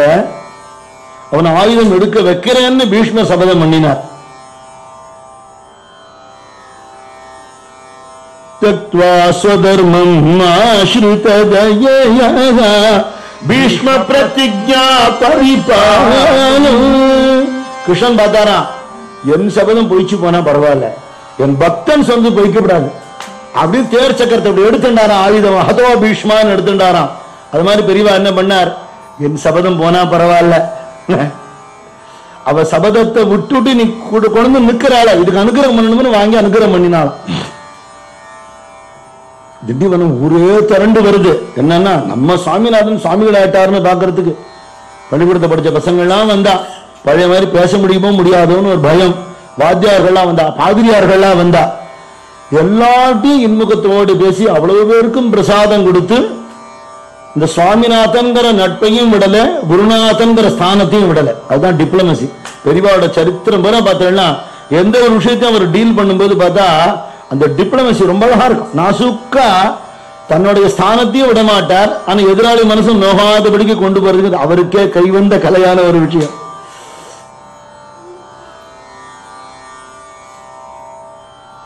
இவருக்கு அடுத்ததாக 66வது பட்ட சுவாமிகள் இவ அண்ணாவை தான் தேர்ந்தெடுத்தாருங்கிறத நம்ம பார்த்தோம். பெரியவா சொல்ற ஸ்ரத்தாளு எங்க அண்ணா, அப்படி அனுஷ்டானம் பண்ணுவார், வேத பாராயணம் பண்ணுவார், ஆச்சாரியால் கூடவே இருப்பார், பூஜா சாமான்கள்லாம் தொலைக்கி கொடுப்பார். பூஜா கைங்கரியம் தாண்டி அவர் சரீர கைங்கரியம் என்ற பாக்கியம் கிடைச்சதுனால அவரை தொட்டா அந்த வியாதி வந்துடுமோன்னு எல்லாரும் பயந்த காலத்துல வியாதி வரணும்னே தொட்டு கைங்கரியம் பண்ணி உங்களை விட்டுடட்டும் எனக்கு வரட்டும்னார். ஆனா அந்த பொல்லாத வியாதி 2 பேருக்குமே வந்து 2 பேரையும் கொண்டு போயிடுச்சு. இவ அம்மாவுக்கு வருத்தம், பெரியவாளுடைய ஜனக மாதா தாயாருக்கு என்ன வருத்தம்னா, எங்க அக்கா பிள்ளைக்கு சன்னியாசம் கொடுத்துட்டாளேன்னு வருத்தம். அக்கா எவ்வளவு வருத்தப்படுவா பாவம், ஆத்துக்காரர் வேற இல்ல, இந்த குழந்தை வேதம் படிச்சு பெரியவனாகி ஏதோ வீட்டுக்கு நல்லது பண்ணுவான்னு எதிர்பார்த்திருப்பா. பகவத்பாதாவோட தாயார் ஆரியாம்பாளே அழுதாளாம். மாத்திரு பஞ்சகத்துல பகவத்பாதாள் சொல்றா, பாடசாலைக்கு வந்து அன்னைக்கு அழுதியம்மா, சங்கரா துஸ்வப்பனம் கண்டேண்டான்னு அழுதான் ஆரியாம்பாள். வெளியிலே வரமாட்டாளாம், ஆத்துக்காரர் போயிட்டார், வெளியில வரமாட்டாளாம். வந்துட்டா பாடசாலைக்கு, உங்க அம்மா வந்திருக்காளாங்கிற எல்லா பசங்களும் போனா கட்டுன்னு அழறா சங்கரனா, என் செல்லமே என் கண்ணே துஸ்வப்பனம் கண்டேண்டா துஸ்வப்பனம் கண்டேண்டான்னு. குழந்தை போறாப்புல கனவு கண்டிருப்பாளோன்னு எல்லாரும் பயப்படுறா. என்னம்மா அப்படி என்னம்மா கண்டே, விக்கி விக்கி அழுதுட்டு சொல்றா, நீ மொட்டை அடிச்சுன்னு சன்னியாசியா போறாப்புல துஸ்வப்பனம் கண்டேன்னாலாம். ஆரியாம்பாள் கூட அதை தாங்க முடியல. உலகத்துக்கு க்ஷேமத்தை உண்டு பண்றதுக்காக பிள்ளைய தியாகம் பண்றதுக்கு எல்லா தாயாராலையும் முடிஞ்சிடுமான்னு அது இல்லையா. ஆனா இந்த தாயாருக்கு தன்னுடைய சகோதரி பிள்ளைக்கு சன்னியாசம் கொடுத்துட்டாளேன்னு வருத்தம். அவ தனியா ஒண்டியமா கஷ்டப்படுவா காஞ்சிபுரத்துல. அவளுக்கு ஆறுதல் சொல்றதுக்கு போகணும்னு தான் கிளம்பினா, அம்மாவோட துணைக்குதான் இவர் போனார். இதுல வெளியில உள்ள சம்பவங்களா இருக்கிற லீலைகள், வாஸ்தவத்துல என்னங்கிறது பெரியவாளுக்கு தெரிஞ்சுதான் இருக்கும். ஆனா நாடகம்னா அப்படித்தானே, சீதையை காணுமேன்னு ராமர் தேடினார்னா அவருக்கு ஸ்ரீலங்கால இருக்கான்னு தெரியாதானே. பெரியவாளே ஒரு உபன்யாசத்துல சொல்றா, குஷலபால் வராப்புல குஷால் வராப்புல ஒரு கட்டம், அவர் ராமரா நடிக்கிறவர் வந்து அந்த குழந்தைகளோட நிஜமான அப்பா. அது டிராமா சீன். அவர் வந்து அந்த குழந்தைகளை போய், குழந்தைகள நீங்க யாரு அப்படின்னு கேட்கறது, என்னப்பா எங்களை போய் கேள்வி கேட்கிறாள் அப்படின்னு குழந்தைகள் சொன்னா என்ன ஆகுங்கிறா பெரியவா. நாடகம் நாடகம் தான், லீலை தான். அது அதே மாதிரி போனா தான் அழகா இருக்குங்கிறதுனால எனக்கு தெரியாதுங்கிற பெரியவா. பெரியமாக்கு ஆறுதல் சொல்றதுக்கு தான் நாங்க போனோம். அனுஷ்டானம் பண்றதுக்காக குமரகோட்டத்துல சுப்பிரமணிய சுவாமி சன்னிதானத்துல அங்கதான் நான் சந்தியாவந்தனம் பண்ணேன். சன்னியாசம் கொடுத்துட்டா அண்ணாக்குங்கிற தகவல் வந்தது, பெரியவா முடியாம இருக்காங்கிற தகவல் வந்தது. அவர் முடியாம இருக்கிறதுக்கே சுப்பிரமணிய சாஸ்திரிகளுக்கு டெலகிராம் அனுப்பி சொல்லிட்டார் மடத்துல இருந்து. சுவாமிநாதனை அடுத்ததா போடுறதுக்கா டெலகிராம். அவர் எங்க வெளியூர்ல இன்ஸ்பெக்ஷனுக்காக போயிருந்தார். இவாளுக்கு விஷயமே தெரியாது. சுவாமிகள் சித்தியாகி 10 நாள் ஆயிடுத்து. பெரிய சுவாமிகள் சின்னவர் வந்து 6 நாள் தான் இருந்தார், 6 நாள் தான் இருந்தார். 6வது நாள் அவரும் சித்தி ஆயிட்டார். இப்ப பீட்டம் காலி. இந்த விஷயமே அவளுக்கு தெரியாது. பெரியமாவை பாக்கிறத, பெரியமா வந்து இந்த மாதிரி ஒரு பிள்ளை சன்னியாசியா போயிட்டான்னு அழாதேன்னு ஆறுதல் சொல்லணும்னு அம்மா நினைக்கிறான்னு இவர் நினைச்சுட்டு இருக்க. சன்னியாசியாகவும் போய் சன்னியாசியாக கிளம்பியும் போயிட்டார். பெரியவா சொல்லும் போது சொல்றா, 52 வயசு தான் இருந்தா பெரியவா, அவ கிளம்பிட்டா. எனக்கு முன்னாடி இருந்த பெரியவாளும் எங்க பூர்வாசிரம அண்ணாவும் இவரை விட 3-4 வயசு தான் பெரியவர். இவருக்கே 13 வயசு பட்டம் வாங்கிக்கும் போது இல்லையா, அவரு ஒரு 17 வயசு தான் இருக்கும். அவர் 6 நாள் தான் இருந்தார், போயிட்டார் சின்ன வயசுலயே. எங்க பெரியமா வந்து ஆறுதல் சொல்ல முடியல, அப்படி அழுதா. என்ன சொன்னாலாம், 2 வயசையும் நீயே போட்டு க்ஷேமமா இருடான்னு சொன்னா, அதான் இன்னும் நான் உட்காந்து இருக்கேங்க. அவன் போயிட்டான்டா, அந்த வயசையும் நீ போட்டுட்டு நன்னா இருன்னு சொன்னா, அதெல்லாம் அவ 2 பேரோட வயசையும் சேர்த்து போட்டுட்டு நான் இப்ப உட்கார்ந்துட்டு இருக்கேன்னு பெரியவா சொல்றான். 10ஆம் நாள் அவருடைய சம்ஸ்காரத்துக்கு பண்ணுங்கிற சாமான்கள் வாங்க வந்த மடத்து சிப்பந்தி மூலமா தான் விஷயம் தெரியுது. அதையும் அவர் உடனே சொல்லல. நீங்கள்லாம் வாங்கோ, பின்னாடி வாங்கோ, நான் சுவாமிநாதனை மட்டும் முன்னாடி வண்டியில கூட்டின்னு போறேன், குதிரை வண்டியில. ஏன் நான் அம்மாவோட வரையனேங்கிற, இல்ல நீ முன்னாடி வா, நீ போயேண்டா, மடத்துக்கு தானே போற, கலவைக்கு போற, மடத்துக்கு தானே போற, போ. கலவையில தான் 2 பெரியவாவோட அதிஷ்டானமும் இருக்கு இன்னைக்கும். இவர் வண்டியில போறத இந்த வண்டி ஓட்டின்னு வந்தவர் மெதுவா விஷயத்தை சொல்றார். பின்னாடிய சாஸ்திரிகள்லாம் எப்ப சொல்ல போறாளோ தெரியாது. இவருக்கு ஒரு ஆர்வம், சாமிநாதா உனக்கு அங்க போன உடனே நீ அதிர்ச்சி அடைஞ்சிடாத, இப்பவே நான் சொல்றேன். என்ன, உங்க அண்ணா சுவாமிகளான தெரியும்? தெரியும். அவர் சித்தியானதும் தெரியுமா? இப்பதான் சொன்னா. இப்ப காமகோட்டி பீடத்துல சுவாமிகள் இல்ல. ஓ அப்படியா? பெரியவா ஒன்னதான் தீர்மானம் பண்ணிட்டு இருந்தா, உனக்கு எல்லாம் வஸ்திரம் உள்பட கொடுத்துட்டு போயிருக்கா. உங்க அண்ணாவுக்கும் இது தெரியும். அதனால இப்ப நீ பீடாதிபதியா போறேன்னு சொன்ன உடனே பெரியவா சொல்றா, எனக்கு கை காலெல்லாம் உதற ஆரம்பிச்சுடுது. என்ன பதில் சொல்றதுன்னே தெரியல. நான் கத்துண்ட ஸ்லோகங்கள் உள்பட எல்லாம் எனக்கு மறந்து போயிடுத்து. ராமாங்கிற ஒரு வார்த்தை மட்டும் சொன்னேங்கிறார். அங்கிருந்து கலவை போற மட்டும் ராம ராம ராம ராம ராம ராமன்னு சொல்லிட்டே இருந்தாலாம் பெரியவா. ஏன்னா என்ன சொல்லியிருக்கா, எந்த கஷ்டம் வந்தாலும் ராமநாமா சொல்லுன்னு சொல்லி கொடுத்துருக்கா. ஆத்துல சரித்திரத்தை சொல்றவாள்லாம் சொல்றா, ஏன் அப்படி ராமநாமால ருச்சி உண்டு பெரியவாளுக்குன்னா, அவர் விழுப்புரத்துல அவதாரம் பண்ணினது ஆஞ்சநேய சுவாமி கோயில் இருக்கிற தெருவுதான் அவதாரம் பண்ணினாராம். 1க்கு 2 ஆஞ்சநேயர் இருக்கிற சன்னதி அது. ஆஞ்சநேய சுவாமிகிட்ட பெரியவாளுக்கு ஒரு விசேஷமான பக்தி உண்டு. நிறைய பேருக்கு அதை பத்தி சொல்லவும் சொல்லியிருக்கா. நம்ம பங்களாதேஷ் யுத்தத்து போதுல ஹனுமான் சாலிசான அனுப்பிச்சு கொடுத்தவாளை பாராயணம் பண்ண சொல்லி, யாருக்கு புத்தி பலம் இருக்குமோ அவளுக்கு சரீர பலம் இருக்காது. இது 2ம் இருக்கிறவாளுக்கு ஏதாவது துஷ்டத்தனம் இருக்கும், அதனால புகழ் இருக்காது. இது 3ம் இருக்கிறவாளுக்கு அடக்கம் இருக்காது. இதெல்லாம் இருக்கிறவாளுக்கு அனுஷ்டானமும் தேஜஸ் இருக்காது. இது அவ்வளவும் ஒரே இடத்துல அந்த ஆஞ்சநேய சுவாமிகிட்ட மட்டும்தான். இவ்வளவும் தங்கிட்ட வச்சுண்டு ராமரோட திருவடிகள ஒண்ணுமே தெரியாத மாதிரி உட்கார்ந்து இருக்கிற, அதுதான் நம்ம கத்துக்கணுங்கிற பெரியவா. அதனால அந்த ஆஞ்சநேய சுவாமிகிட்ட பெரியவாளுக்கு தனி ஆகர்ஷணம் உண்டு. அது மாதிரி ராமநாமா சொல்லிட்டு பெரியவா மடத்துக்கு போனாலாம். சன்னியாசம் வாங்கி போறோங்கிறதுல பயம் இல்லை. பெரியவா சொல்றா,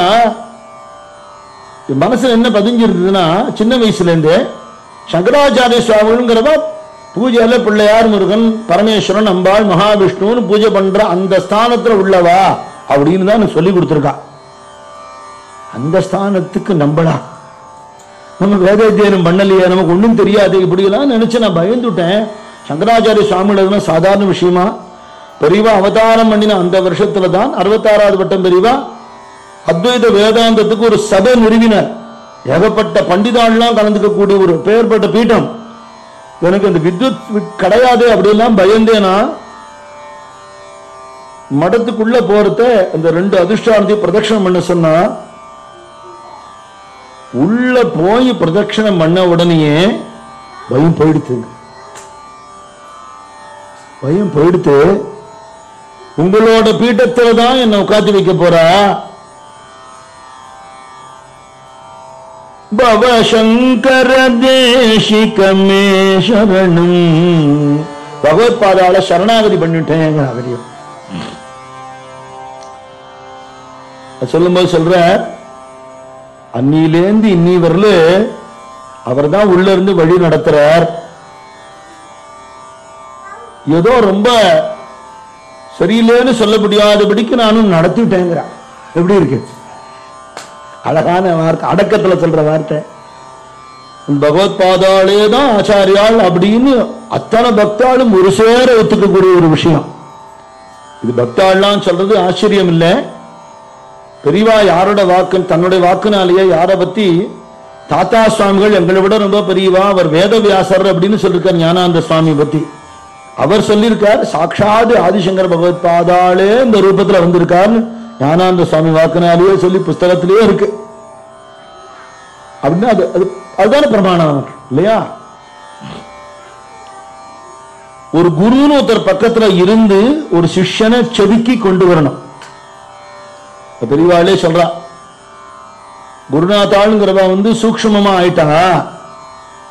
அதனால இந்த மடத்துல இருந்த அப்பா யார் யாரெல்லாம் கைங்கரியம் பண்ணிட்டு இருந்த பெரியவாள்லாம் இருக்கா இல்லையா, இவாள்லாம் சேர்த்துதான் என்ன ரூபம் பண்ணினாங்கிற அழகான வார்த்தை. அவருடைய டெர்மினாலஜி, என்ன ரூபம் பண்ணின ஒரு ஷேப்பு கொண்டு வந்தாலாம் அப்படி சொல்லி இன்னைக்கு என்ன பெரியவான்னு 4 பேர் சொல்றான்னா அவள்லாம் தான் காரணம் அப்படின்னு சொல்லிட்டே இருக்கிறதையே மடத்துல ரொம்ப வருஷமா பாரா கைங்கரியம் பண்ற ஒரு வயசான கழவர் போறார். நான் சொன்னேனே நிறைய பெரியவாள்லாம் என்ன ரூபம் பண்ணான்னு, நான் என்ன பெரியவான்னு கூப்பிடுறதுக்கு காரணமா இருந்தானே, அதுல ஒரு பெரியவர் அப்படிங்கிறார். அன்னைக்கு இந்த ஜட்கால கூட்டின்னு வந்தவர் உள்பட வயசான காலத்துல அவர் கூப்பிட்டு அவருக்கு வேட்டி கொடுத்து மரியாதை பண்ணி சம்பாவனை பண்ணி ஒரு சின்ன விஷயத்திலையும் ராமச்சந்திரமூர்த்தி எப்படி கிருத்தஜதையோட இருந்தார்னு சொல்றதோ அப்படி பெரியவா காட்டி கொடுத்திருக்கா.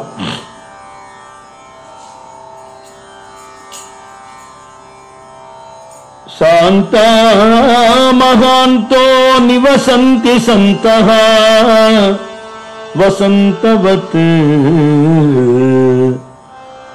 லோகஹிதம் சரந்தஹ தீர்ணா ஸ்வயம் பீமபவார்ணவம் ஜனான் அஹேதுனா அன்யானபி காரயந்தஹ. சாதுக்கள்லாம் வசந்த காலம் எப்படி போரிடத்தெல்லாம் செழிப்பாக்கிட்டு போறதோ அது மாதிரி இவா பவசாகரத்தை தாண்டினவாளா இருந்து அடுத்தவாளை தாண்ட வச்சுண்டு ஊரூரா சஞ்சாரம் பண்ணி வசந்த காலம் போல அத்தனை பேருக்கு க்ஷேமத்தை உண்டு பண்ணிட்டே இருப்பா. அதனாலே ஒரு இடத்துல இருக்க மாட்டான்னு பகவத்பாதாள் சொல்றா. அப்படி அந்த வசந்த காலம் அதுதான் பெரியவா அவதாரம் பண்ணின காலம். பகவத்பாதாளோடது அதே வசந்த காலம் தான் அவர்தம், வசந்த ருத்து தான் அவர்தம். பெரியவா சங்கர விஜயத்தை சொல்லும் போது நம்ம வைகாசின்னு சொல்றோம், வைசாக்கம்னு தான் பேரு. வைசாக்கம்னு சொன்னாலே கிளை இல்லாததுன்னு அர்த்தம், சாக்கை இல்லாததுன்னு அர்த்தம், அப்படின்னா கொடின்னு அர்த்தம். அந்த மாசத்துக்கு வசந்த மாசத்திலே விசேஷம் என்னன்னா மல்லிக்கொடி விசேஷம். அந்த மல்லி போற மனம் பரப்பக்கூடியவா நம்ம பகவத்பாதாள்னு சொல்றோம். அதெல்லாம் இவருக்கே பொருந்துற விஷயங்கள். அந்த மாசத்துல இன்னொரு விசேஷம் என்ன, வாசனையான மல்லி, நாக்குக்கு மதுரமான மாம்பழம், அப்படி மதுரமான ஆச்சாரியாள் வாக்கு, மணக்கக்கூடிய ஆச்சாரியாள் சரித்திரம்ங்கிறா. அது ரெண்டும் நம்ம மகாபெரிவாளுக்கும் பொருந்துங்கிறதுனால இன்னைக்கு மணக்க மணக்க தெய்வத்தின் குரல் படிக்கிறோம், மதுரமா பெரிவா லீலைகளை அனுபவிக்கிறோம். அந்த ருத்துவனாம் குசுமாகரான்னு சொல்லும்படியான அந்த வசந்த ருத்துவிலேயே பெரிவாள் அவதாரம் பண்ணினா அனுராதா நட்சத்திரத்துல. விசாக மாசத்துக்கு இன்னொரு விசேஷம் என்னன்னா, விசாகன்றது சுப்பிரமணிய சுவாமியோட பேர். வைகாசி விசாகம் தானே சுப்பிரமணிய சுவாமியோட தினம்னு கொண்டாடுறோம் நாம. அப்படி சுவாமிநாத சுவாமி தான் அவளோட குலதெய்வம்ங்கிறதுனால சுவாமிநாதன் தான் நாமகரணம் பண்ணினா. இந்த சுவாமிநாதன்கிறவர் யாருன்னா தகப்பனுக்கே குருவா இருந்தவர்லையோ, தகப்பன் சாமின்னு சொல்லக்கூடிய குருநாதர்லையோ. அப்படி இந்த நாமகரணத்துக்கு பொருத்தமாகவே நம்ம பெரியவாளும் குருவுக்கெல்லாம் குருவாக ஜெகத்குருவாக இருந்து பரம அனுகிரகம் பண்ணினா. காசியில பனாரஸ் யூனிவர்சிட்டிக்கு பெரியவா போயிருந்த பொழுது அங்க உள்ள பண்டிதாள்லாம் கேட்டா, சின்ன பையன் அப்ப அவர் ஜெகத்குருன்னு போட்டிருக்கே, அது யாருன்னு போட்டு கேட்டா. இங்க போட்டிருக்க காஞ்சி காமகோட்டி பீட்டாதிபதி ஜெகத்குரு சங்கராச்சாரிய சுவாமிகள் சந்திரசேகரேந்திர சரஸ்வதி சுவாமின்னு போட்டு அது யாருன்னு கேட்கிறா. இது காமிச்சில்ல, நீங்க ஜெகத்குருவான்னு கேட்டாளா. ஆச்சாரியர் சொன்னாரா, நான் அந்த அர்த்தத்துல அதை எடுத்துக்கல, இந்த ஜெகத்து எனக்கு குருன்னு நான் எடுத்துட்டு இருக்கேன் அப்படின்னு சொல்லிட்டு அதோட நிறுத்தல. இந்த குருவி என்ன கூடு கட்டிருக்கு பார்த்தீங்களான்னு மேல காட்டார். ஆமா, அத்தனை நாளா கூடு கட்டுற சாமர்த்தியம் நமக்கு உண்டோ? இல்ல. இந்த விஷயத்துல குருவி எனக்கு குரு, அதுக்கு நமஸ்காரம் தான். ஒரு உலகத்துல ஒரு விஷயத்தை பார்த்தாலும் எதெல்லாம் நமக்கு கத்துக் கொடுக்கிறதோ பிரபஞ்சம் பூரா நமக்கு குருவா இருக்கு. அவதூத கீதையில தான் சொல்றாரு இல்லையா, அப்படி பார்க்கறதெல்லாம் குருவா பாவிக்க பாவிக்க ஜகத்து எனக்கு குரு அப்படிங்கிற பாவத்துல அந்த பட்டத்தை நான் புரிஞ்சுக்கிறேன். நான் ஜெகத்குருன்னு புரிஞ்சுக்கலன்னு ஆச்சாரியர் சொன்னார். அப்ப அதுதான் ஜெகத்குருவா இருக்கிறதுக்கான லட்சணமும் கூடங்கிறதுனால அங்க பனாரஸ் யூனிவர்சிட்டி இருக்கிற அத்தனை பேரும் பெரியவாளுடைய மகிமையை புரிஞ்சுண்டாகும். ஏன்னா அடக்கம் அமரருள் வைக்கும்னு வள்ளுவர் சொல்றார் இல்லையா, இந்த அடக்கத்தினாலேயே பெரியவா தான் எப்பேற்பட்டவர்கிறத நிரூபணம் பண்ணியிருக்கா. இதை விட ஆச்சரியம் என்ன, ஒரு மகேந்திர மங்கலத்தை ஒரு பாடசாலையில அத்தியனம் பண்ணினார். ஏன்னா காஞ்சி பெரியவாளா இருக்கிறா, வேத சாஸ்திரம் தெரியாமல் இருக்கக்கூடாது, வேதாத்தியனம் பண்ணாத பிள்ளையாச்சேவர் அப்படின்னு பண்டிகா நினைக்கிறா. ஆனா எதனாலயோ பெரியவா இவர் தான் அடுத்த சுவாமிகள்னு சொல்லிவிட்டார். நம்ம எல்லாம் மறுத்தும் கூட அது நடக்கல. நடுவில் ஒருத்தரை உட்காந்து வச்சு அவரும் இருக்க முடியாத எடுத்து அவரோட சங்கல்பமே நடந்து கொடுத்து. ஆனாலும் ஒரு இங்கிலீஷ் படிப்பு படிச்ச பையன் பீட்டாதிபதி ஆயிடப்படாதுங்கிறதுக்காக இவெல்லாம் கத்துக் கொடுக்கறதுக்கு ஏற்பாடு பண்ண பெரியவாளும் கத்துண்டா. அதான் என்னன்னா பாடம் நடக்கும், பெரியவா கவனிக்கிறாளா இல்லையான்னு அவளுக்கு புரியாம இருக்குமா. ஒரு சாதாரண பையன் அந்த தெரிய தந்தை சொல்லுடா திரும்ப சொல்லுடா அப்படின்னு சொல்லலாம், காதத்துக்கெல்லாம் ஒரு குட்டு குட்டெல்லாம் இங்க அதெல்லாம் பண்ண முடியாது. கத்துக் கொடுக்கறதுக்கு முன்னாடியே இவா நமஸ்காரம் மட்டும் தான் பாடமே சொல்லி அவனு வேற வழியே கிடையாது. வாத்தியார் நமஸ்காரம் மட்டும் பாடம் எடுக்கணும், பவ்யமா பாடம் சொல்லி தரணும். இது அவளுக்கு ஒரு தர்ம சங்கடம்.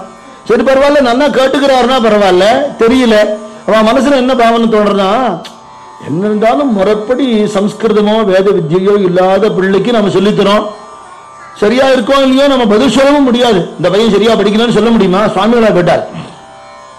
மகேந்திர மங்கலம் ஏகாந்தமா இருக்குங்கிறதுக்காக அங்க யாரும் இடைஞ்சல் பண்ணப்படாதுங்கிறதுக்காக அங்க வச்சிருக்கான். ஏன்னா அந்த சுவாமிகளோட பட்டத்துக்கு வந்த நாள்ல இருந்து அவரோட தேஜஸை பாக்குறதுக்கு அப்படி கூட்டம் வந்துருமா, கூட்டம் கூட்டமா ஜனங்கள் வந்த வண்ணம் இருப்பானாம். பட்ன பிரவேசம்னா அப்படி கூட்டம், பட்டாபிஷேகம்னா அப்படி கூட்டம். மறுநாள் அன்னைக்கு உபன்யாசமே சமந்தகமணி விற்த்தாந்தம் சொல்லி அத்தனை பேரையும் அழ வச்சுட்டா பெரியவா. ஒரு பக்கம் பிரமிப்பு இருக்கு, ஆனா தெரியலங்கிற எண்ணமும் இருக்கு. வாடுது சொல்லிக்கிறா, ஒரு படி பாடம் படிக்கிறாப்பல படிச்சுட்டு அப்புறம் நீந்த போயிடுவார். ஆத்துல ரொம்ப நேரம் நீந்துவார். சாமியில பாடத்துக்கு நாழியாத்த சத்த வரையலா அப்படின்னு வந்துருவார். போட்டோகிராஃபி ரொம்ப பிடிக்கும் அந்த காலத்துல அவருக்கு. போட்டோகிராஃபி தெரிஞ்ச யாரா வந்து அவ உடனே போட்டோ எடுக்கிறதுலாம் பார்த்துட்டு இருப்பார். விளையாட்டு பிள்ளைன்னு நினைச்சுட்டா அவ. அது ஒரு சில பேர் நினைச்சாலும் சின்ன சொல்ல முடியல மெல்ல முடியல, நம்ம வேணா எல்லாம் உங்களுக்கு ஆயிடுச்சு, எல்லாம் உங்களுக்கு எல்லாம் தெரியுமே அப்படின்னு கிளம்பிடலாம் அப்படின்னா பெரியவா சொல்லலாம், அது எப்படி பரீட்சை பண்ணாம போலாமோ? இல்ல கத்துக் கொடுக்க வேண்டியது கடமை, நாங்க சொல்லி கொடுத்துட்டோம். பெரியவா ஆச்சாரிய ஸ்தானத்துல இருக்கா, பெரியவாளுக்கெல்லாம் நாங்க இல்ல அதெல்லாம் நீங்க சொன்னதெல்லாம் நான் வாங்கிட்டு இருக்கானு தெரியணுமே அப்படின்னு சொல்லி பெரியவா சொல்ல ஆச்சரியப்பட்டு பிரமிச்சு போயிட்டான். நாம இந்த குழந்தைய எடை போட்டது தப்பு, அவர் எடை போட்டது கரெக்ட். 66வது பட்ட பெரியவா எடை போட்டுட்டா. இவர் அதிமானுஷ்யமானவர், இவர் சாமானியப்பட்டவர் இல்லை அப்படின்னு தெரிஞ்சுண்டு அவ தேர்ந்தெடுத்திருக்கா. அது அப்படித்தான் வேலை செய்யும்னு பண்டிதாள் ஆச்சரியப்படுற அளவுக்கு. சரித்திரம் பூரா பார்த்தோம்னா எந்த தேசத்திலிருந்து யாரு வந்தாலும், எந்த பாஷையை சேர்ந்தவா, எந்த சம்பிரதாயத்தை சேர்ந்தவாளா இருந்தாலும், அவாவா பாஷையில அவாவா சம்பிரதாயத்துல அவாவா மதத்துல பெரியவா பாண்டித்யத்தோட பேசினதெல்லாம் லீலைகள் இருக்கு. சில்ப சாஸ்திரம் அவருக்கு தெரியாத விஷயம் கிடையாது, யோக சாஸ்திரம் அவருக்கு தெரியாது கிடையாது, தந்திர சாஸ்திரம் அவருக்கு தெரியாது கிடையாது, மத்த மதங்கள்ல உள்ள நுட்பங்கள் அவருக்கு தெரியாது கிடையாது, குண்டலினி யோகம் அவருக்கு தெரியாது கிடையாது, சைவமோ வைஷ்ணவமோ ஆகவமோ தெரியாத விஷயம் கிடையாது. இவ்வளவும் மனுஷ ரீதியா ஒருத்தர் படிச்சு பாண்டித்யம் ஆகவே முடியவே முடியாது. அவதார விஷயங்கிறதுக்கு இதெல்லாமே ஆச்சரியமான விஷயங்கள். இது காட்டுறதுக்காகவே ஒரு சம்ஸ்காரம் உள்ள குடும்பத்துல நல்ல வேத அத்தியனம் பண்ணியே பட்டத்துக்கு வந்துட்டாருன்னு அப்படித்தான் இருக்கும். இதுல ஆச்சரியப்படுறதுக்கு என்ன இருக்குன்னு நம்ம சொல்லிடுவோம். அப்படி இல்லாம இங்கிலீஷ் படிப்பு படிக்கிறாப்பல படிச்சு ஒரு அவதார புருஷன்னா விலட்சணமா தான் இருக்கும் அப்படின்னு காட்டுறதுக்காகவே பெரியவா அந்த லீலையை பண்ணினான்.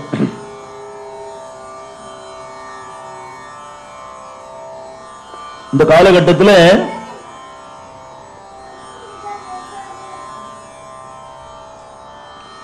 மடத்துக்கு நிறைய கைங்கிரி மன்னவாளை பத்திலாம் பெரியவா சொல்றாள். முக்கியமா அன்னதான சிவன்கிற பெரியவாளை பத்தி பெரியவா சொல்லியிருக்கா, ரொம்ப உருக்கமா சொல்லியிருக்கா. தேப்பெருமாநல்லூர் சிவம்னு பேரு. தர்மகாரிய மன்றத்துக்கு எதுவுமே தடையில்லைன்னு நிரூபணம் பண்ற சரித்திரம் அவரோட சரித்திரம். அவருக்கு யாருமே கிடையாது, சமையல் தொழில். 2-3 பேர்ட்ட ஒரு அசிஸ்டண்டா இருந்திருக்கார். அப்புறம் இவரே தலைமை சமயக்காரரா இருந்திருக்கார். இந்த சமையல் தொழிலை வச்சுட்டு நன்னா சம்பாதிச்சு பணம் பண்ணணுங்கிற எண்ணம் அவருக்கு இல்லை. மாறா என்ன தோணித்தான், அன்னதானம் பண்ணணும்னு தோன்றது. அன்னதானம் பண்றது காசு வேண்டாமோ? ஏழைன்னா பரம ஏழை. பெரியவா சொல்றா, மகாமகத்துக்கு லட்சோபலட்சம் பேர் வருவா. நாகநாத சுவாமி கோவில் கும்பாபிஷேகத்துக்கு லட்சோபலட்சம் பேர் வந்தா அவ்வளவு பேருக்கும் இந்த ஒத்தர் தான் சாப்பாடு போட்டார். எப்படி போட்டாரா? அவர் முட்டந்து ஒரு வேஷ்டி கட்டின்னு இருப்பார், இடுப்புல ஒரு துண்டு கட்டின்னு இருப்பார், பூனல், கழுத்துல ஒரு ருத்ராட்ச கொட்டை இருக்கும். இங்க இப்படி அங்கவஸ்திரத்தை ஏந்தி பாரான். சிவன் வந்திருக்கேன் கைங்கரி பண்ணுங்கோ அப்படின்னு வீடு வீடா கடகடையா போய் கேட்பாராம். ஆரம்பத்துல எல்லாம் பரிகாசம் பண்ணா, பிச்சை எடுக்கிறவன் நினைச்சா. கவலைப்படல, லஜ்ஜையை விட்டு வீடு வீடா கடகடையா ஏறி இறங்கினார். இவர் அதுல இருந்து ஒரு மணி கூட இவர் எடுத்துக்கிறது இல்லைன்னு எல்லாருக்கும் தெரிஞ்சு போன உடனே ஜனங்கள்லாம் மூட்டை மூட்டையா கொடுக்க ஆரம்பிச்சுட்டா. பெரியவா அவ்வளவு அழகா வர்ணிச்சிருக்கார். மளிகை சாமான் எவ்வளவு வந்தது, அரிசி எவ்வளவு வந்ததுன்னு நான் சொல்லல. சாப்பிட்ட இடத்த சுத்தம் பண்றதுக்கு 2 லாரி நிறைய தொடப்ப கட்ட மட்டும் வந்ததுன்னு மத்த சாமான் எவ்வளவு இருக்குன்னு தெரிஞ்சுக்கணும். எங்க இருந்து போய் பாத்திரம் பிடிச்சாருன்னு தெரியல. உள்ள 4-5 பேர் உட்காந்துக்கலாம். நன்னா அவ்வளவு பெரிய பெரிய பாத்திரங்களா இருக்கும். மூட்டை மூட்டை மூட்டை மூட்டையா சாதம் வடிப்பா. அவ்வளவு பேரும் சாதம் வெடிச்சு கட்டுப்படி ஆகாதுங்கிறதுனால முதல்ல சாதம் வெடிச்சு பாயில கொட்டிடுவா. அதுக்கு மேல ஜலத்துல ஊற வச்ச அரிசி அப்படியே கொட்டிடுவா. அதுக்கு மேல திருப்பி சாதத்தை வெடிச்சு கொட்டுவா. இந்த 2 லேயர்ல நடுவில் இருக்க சாதம் ஆயிடும். அப்படி பண்ணி பண்ணி பண்ணி ஒரு 2-3 மாசம் முன்னாடியே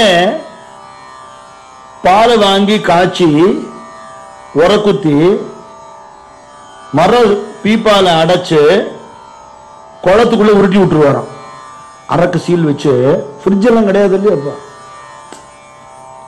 என்னைக்கு அன்னதானம் பண்ணணுமோ அன்னைக்கு அந்த பீப்பாயை எடுக்கிறதுக்கு ஏற்பாடு பண்ணுவாராம். அப்பா உறைஞ்சா மாதிரி ஜில்லுன்னு இருக்குமா தை. இப்படி போட்டிருக்காரு சாப்பாடு. லட்சக்கணக்கான ஜனங்களுக்கு சாப்பாடு போட்டு மடத்து வாசல்ல நின்று பண்ணுவார். யாருக்கு நான் கைங்கரியம் பண்றான்னு கேட்டா, மடத்துல இருந்து கும்போண மடத்துல இருந்து பண்றா, பெரியவா பண்றான்னு சொல்லிடுவார். எங்களால பண்ண முடியாத ஒரு காலகட்டத்துல தானே அத்தனையும் பண்ணி மடத்துக்கு வந்து வாழ்ந்து சாப்பாடு போட்டு மடத்துக்கு பேரு வாங்கி கொடுத்தா அந்த பெரியவான்னு சொன்ன. ஒரு ஊர்ல கைங்கரியம் பண்ணிட்டு அங்க முடிஞ்ச உடனே எல்லாரும் சாப்பிட்டாளான்னு பாப்பாராம். அந்த வாசனையை வச்சுட்டு அதுல என்ன குறைச்சல்னு பார்த்து அதை ஆட் பண்ணு அப்படின்னு சொல்லுவாராம். கொத்தமல்லி அரைச்சு விடுறான், இன்னும் 2 முறம் அரைச்சு விடு அப்படின்னு கத்துவாராம். பந்தி விசாரணை அவரே பண்ணுவாராம். எல்லாரும் சாப்பிட்ட அப்புறம் யாராவது ராத்துக்கு போயிட்டு எனக்கு கொஞ்சோண்டு மோர் கரைச்சு கொடுங்களேன் அப்படின்னு வாசல்ல உட்காந்து குத்துக்கால் போட்டு சாப்பிட்டுட்டு கையால மீண்டு அடுத்த ஒரு கும்பாபிஷேகத்துக்கு பிக்ஷை எடுக்க போயிடுவாராம். பெரியவா அவரை பத்தி சொல்லும் போதே பெரியவாளுக்கே கத்கதமாய் தழுத்து போயிருக்கு. நான் அப்படி எல்லாம் கைங்கரியம் பண்ணியிருக்கா. கும்போணம் மடத்து வாசல்லையே படுத்துட்டு இருப்பாரு. வீடு வாசல் கிடையாது. அவர் சித்தியான அன்னைக்கு பெரியவா வந்து மோட்ச தீபம் போட சொன்னார். பெரியவா சஞ்சாரத்தில் இருக்கும்போது பெரியவா நேரத்துக்கு ஆகாரம் எடுத்துக்கிறது இல்லைன்னு கண்டிச்சு அவருக்கு கடிதம் எழுதினவர் இந்த அன்னதான சிவம். பெரியவாளையே கண்டிக்கிற அளவுக்கு ஒரு சுவாதீனம் உள்ளவர். அவ்வளவு பிரேம பெரியவாட்ட. இது மாதிரி நிறைய பேர் ஆரம்ப காலத்துல மடத்துக்கு இருந்து கைங்கரியம் பண்ணி மடத்துக்கு அத்தனை பெருமை சேர்த்தான்னு சொல்ற. நல்ல காரியம் பண்ணணும்னா ஆழ்கட்டு இல்லை பணம் இல்லைன்னா நம்ம எவ்வளவு தயங்குறோம். இவாள்லாம் இப்படி இருந்திருக்காங்கிறது பெரியவா நமக்கு சொல்லி கொடுக்குற.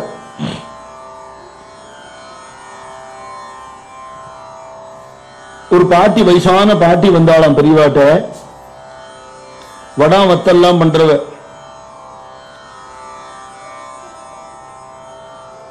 ரொம்ப சிரமப்படுறேன் அப்படின்னாலாம். அப்படிதான் கூடுவா பெரியவா சிப்பந்தி வரலாம். வந்த உடனே அவளுக்கு 2 புடவை கொடு, குளிரும், ஒரு கம்பளி கொடு, பழங்கள், ஏதாவது ஸ்ரீகார திருச்சியில் ஏதாவது பைசா வாங்கி கொடு, வண்டி சத்தத்துக்கு ஏதாவது கொடுக்க சொல். நிறைய வாங்கினுட்டான். கிளம்பல. என்ன ஒரு மடி செஞ்சு இருந்தா தேவல அப்படின்னா மடி வஸ்திரம். சரி உள்ள எதை எடுத்துன்னு வந்து கொடுறா. கொடுத்துட்டா. சந்தோஷமா? ஒரு ருத்ராட்சமான பெரியவா கையால வேணும். அதுவும் கொடுத்த.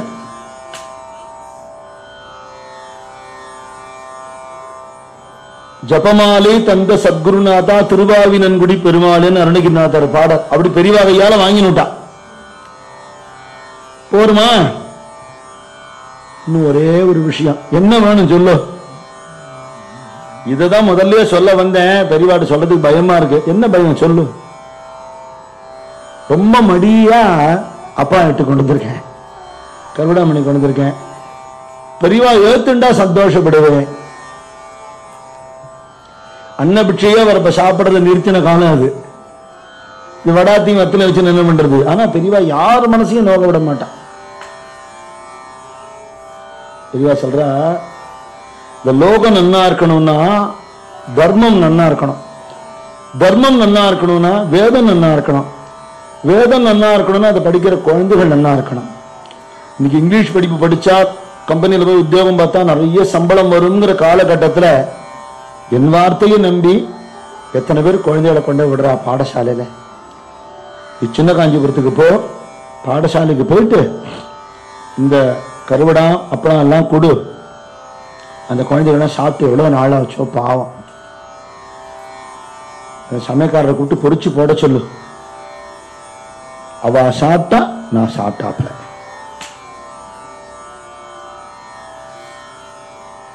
அது சொல்ற விதத்திலேயே பெரியவாளுக்கே கொடுத்துட்டோங்கிற திருப்தி அந்த பாட்டிக்கு வந்துடுது. வாஸ்தவத்துல வேத வித்தியார்த்திகளுக்கு போனா பெரியவா குச்சிக்கு போறதுங்கிறது சத்தியம் தானே. அவரே வேத சுரூபமா இருக்காருங்கிறதுனால இந்த மனசு கொஞ்சம் கூட புண்படாதபடிக்கு பரம அனுகிரகம் பண்ணினா. வேற ஒரு இடத்துல மடத்துக்கு நிறைய மளிகை சாமான் கொடுக்கணும்னு ஒரு பக்தர் வந்தார், நிறைய கொடுத்துட்டார். எல்லா ஐட்டத்தையும் பெரியவா பார்க்கலன்னு கூட கைங்கரியம் பண்றவாளுக்கு ஒரு சின்ன சந்தோஷம். முன்னாடி எல்லாம் பெரியவா பார்க்கறாப்புல எல்லாத்தையும் அடிக்கிட்டு பின்னாடி எல்லாம் கொஞ்சம் அடுக்கி வச்சிருக்கா. அதுல காபி பொடி டீ எல்லாம் இருக்கு. மளிகை சாமான் கொடுத்துருக்கா பெரியவா, இந்த பின்னாடி என்னமோ இருக்கு அதை எடுத்துன்னு வா. அது என்ன ஃபீப்ரி காப்பியா? அதை கொடுத்த சேட்ஜி நிற்கிறார் பக்கத்திலேயே. அவர் கொடுக்கப்படாதுன்னு தெரியாது, ஒரு ஆசை. மடத்தினா என்னதான் தேவைப்படும் எல்லாம் வாங்கி கொடுத்துட்டார். சில பேர் பெரியவா கேட்கிறாப்பல பண்ணிட்டானேங்கிற மாதிரி அவர் மேல ஒரு கோபம், போய் மடத்தை கொடுப்பாளா அப்படிங்கிறா. அவர் முகம் சின்னதா போயிடுது. பெரியவா சொல்ல ஒன்றும் வருத்தப்படாதீங்க, இதை சாப்பிடறதுக்குன்னு சில பேர் இருக்கா அப்படின்னு சொல்லி பார்க்கிறவாளெல்லாம் கூப்பிட்டு, நீங்க கண் முழிக்கணுமோ இல்லையோ, நீங்க இதெல்லாம் வெளியில போய் எங்கேயோ சாப்பிட்றேன், இந்த பொடியெல்லாம் நீங்க எடுத்துன்னு போங்க, இங்க பக்கத்துல கைங்கரியம் பண்றவா வேண்டாம், அவளுக்கு வேண்டாம், நீங்க எடுத்துன்னு போங்கன்னு சொல்லி கொடுத்துட்டு சேட்சியை கூப்பிட்டு, ஒன்னால அவளுக்கு வேணுங்கிறது கிடைச்சது, எவ்வளவு சந்தோஷப்படுறா பத்தியா, க்ஷேமமா இருக்க. ஏதோ இவாளே ஒரு காரியம் பண்ணினா மாதிரி அவளுக்கு ஒரு எண்ணத்தை உண்டாக்கிடுவா. யாத்திரையில எங்கேயோ வெளியூர்ல இருந்த பொழுது பாம்பேல இருந்து ஒரு அம்மா வந்திருந்தா, நல்ல வசதியானவ. அவ மனசுல அவளோட பிசினஸ்லயே ஒரு பார்ட்னர் மாதிரி பெரியவாள் நினைச்சுட்டு இருந்திருக்காள். அந்த லாபத்துல ஒரு பங்கு சேர்த்துட்டே வருவா, பெரிய அமௌண்ட் சேர்ந்து போயிடுது. துறவிக்கு வேந்தனும் துரும்புன்னு இருக்கிறவா தானே, அவாட்ட போய் என்ன செல்லுபடி ஆகும். அந்த அம்மா நான் பக்தியோட வந்திருக்கான், பெரியவா ஏத்துக்கணும்ங்கிறா. இவாளுக்குலாம் ஏதாச்சும் மளிகை சாமான் சமைச்சு வாங்கி போடுறதுக்கு என்ன உண்டோ வாங்கி போடு. ஒரு 6 வருஷ காலம் பெரியவா 84வது வயசுல கிளம்பி 6 வருஷ காலம் கையில ஒண்ணுமே இல்லாத ஒரு யாத்திரை பண்ணினா. அப்படி இருக்கிறவா தான் கூட வரணும்னுட்டா. கையில காசு வச்சுக்கப்படாது, எக்ஸ்ட்ரா சாமான்கள் இருக்கக்கூடாது, சட்டி பானையால தான் சமைக்கணும். அந்த ஊர்ல சமைச்சுட்டு அந்த ஊர்லயே போட்டுட்டு போயிடும், அடுத்த ஊர்ல வேற கிடைக்கும், ஒரு வஸ்து இருக்கக்கூடாது கையில.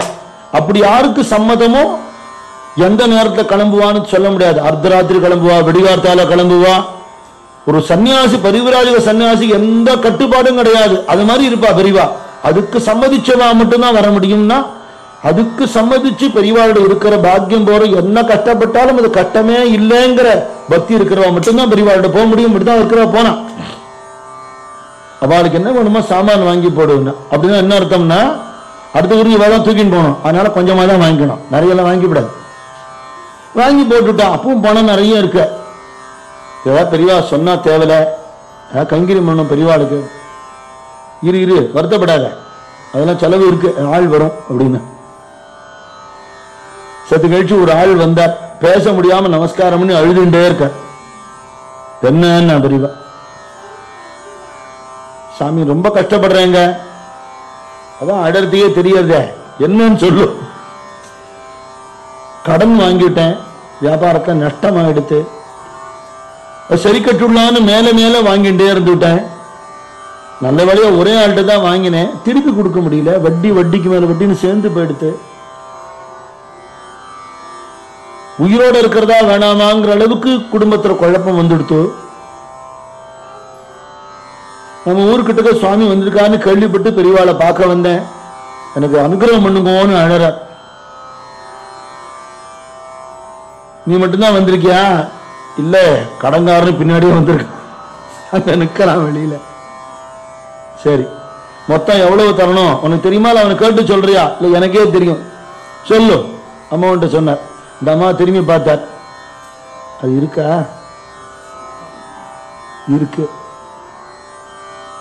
இனிமே கடன் வாங்காத, ஒழுங்காரு.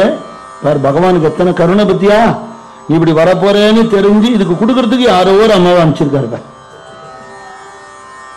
அவன் சொன்ன அந்த பணத்தை அவன்கிட்ட கொடுத்துடு. கொடுத்துட்டான்.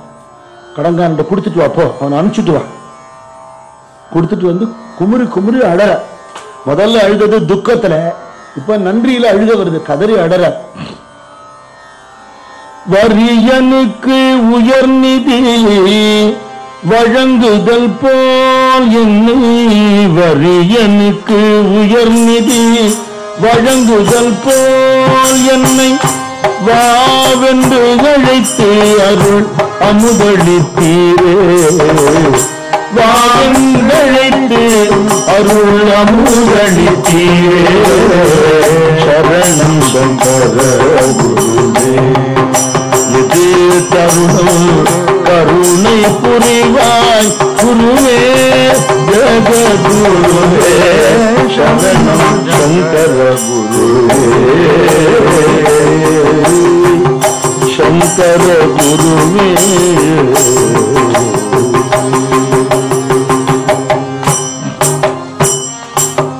அறியாமை இருள் மூடி அருள் வழி மறைத்திட, அறியாமை இருள் மூடி அருள் வழி மறைத்திட, அந்த கண் போல் அலைந்து திரிந்தேனே. வரியனுக்கு உயர்நிதி வழங்குதல் போல் என்னை வாவென்று அழைத்து அருள் அமுதளித்தீரே. சரணம் சங்கர குருவே, இது தருணம் கருணை புரிவாய் குருவே, ஜெகத்குருவே. சரணம் சங்கர குருவே, சங்கர குருவே.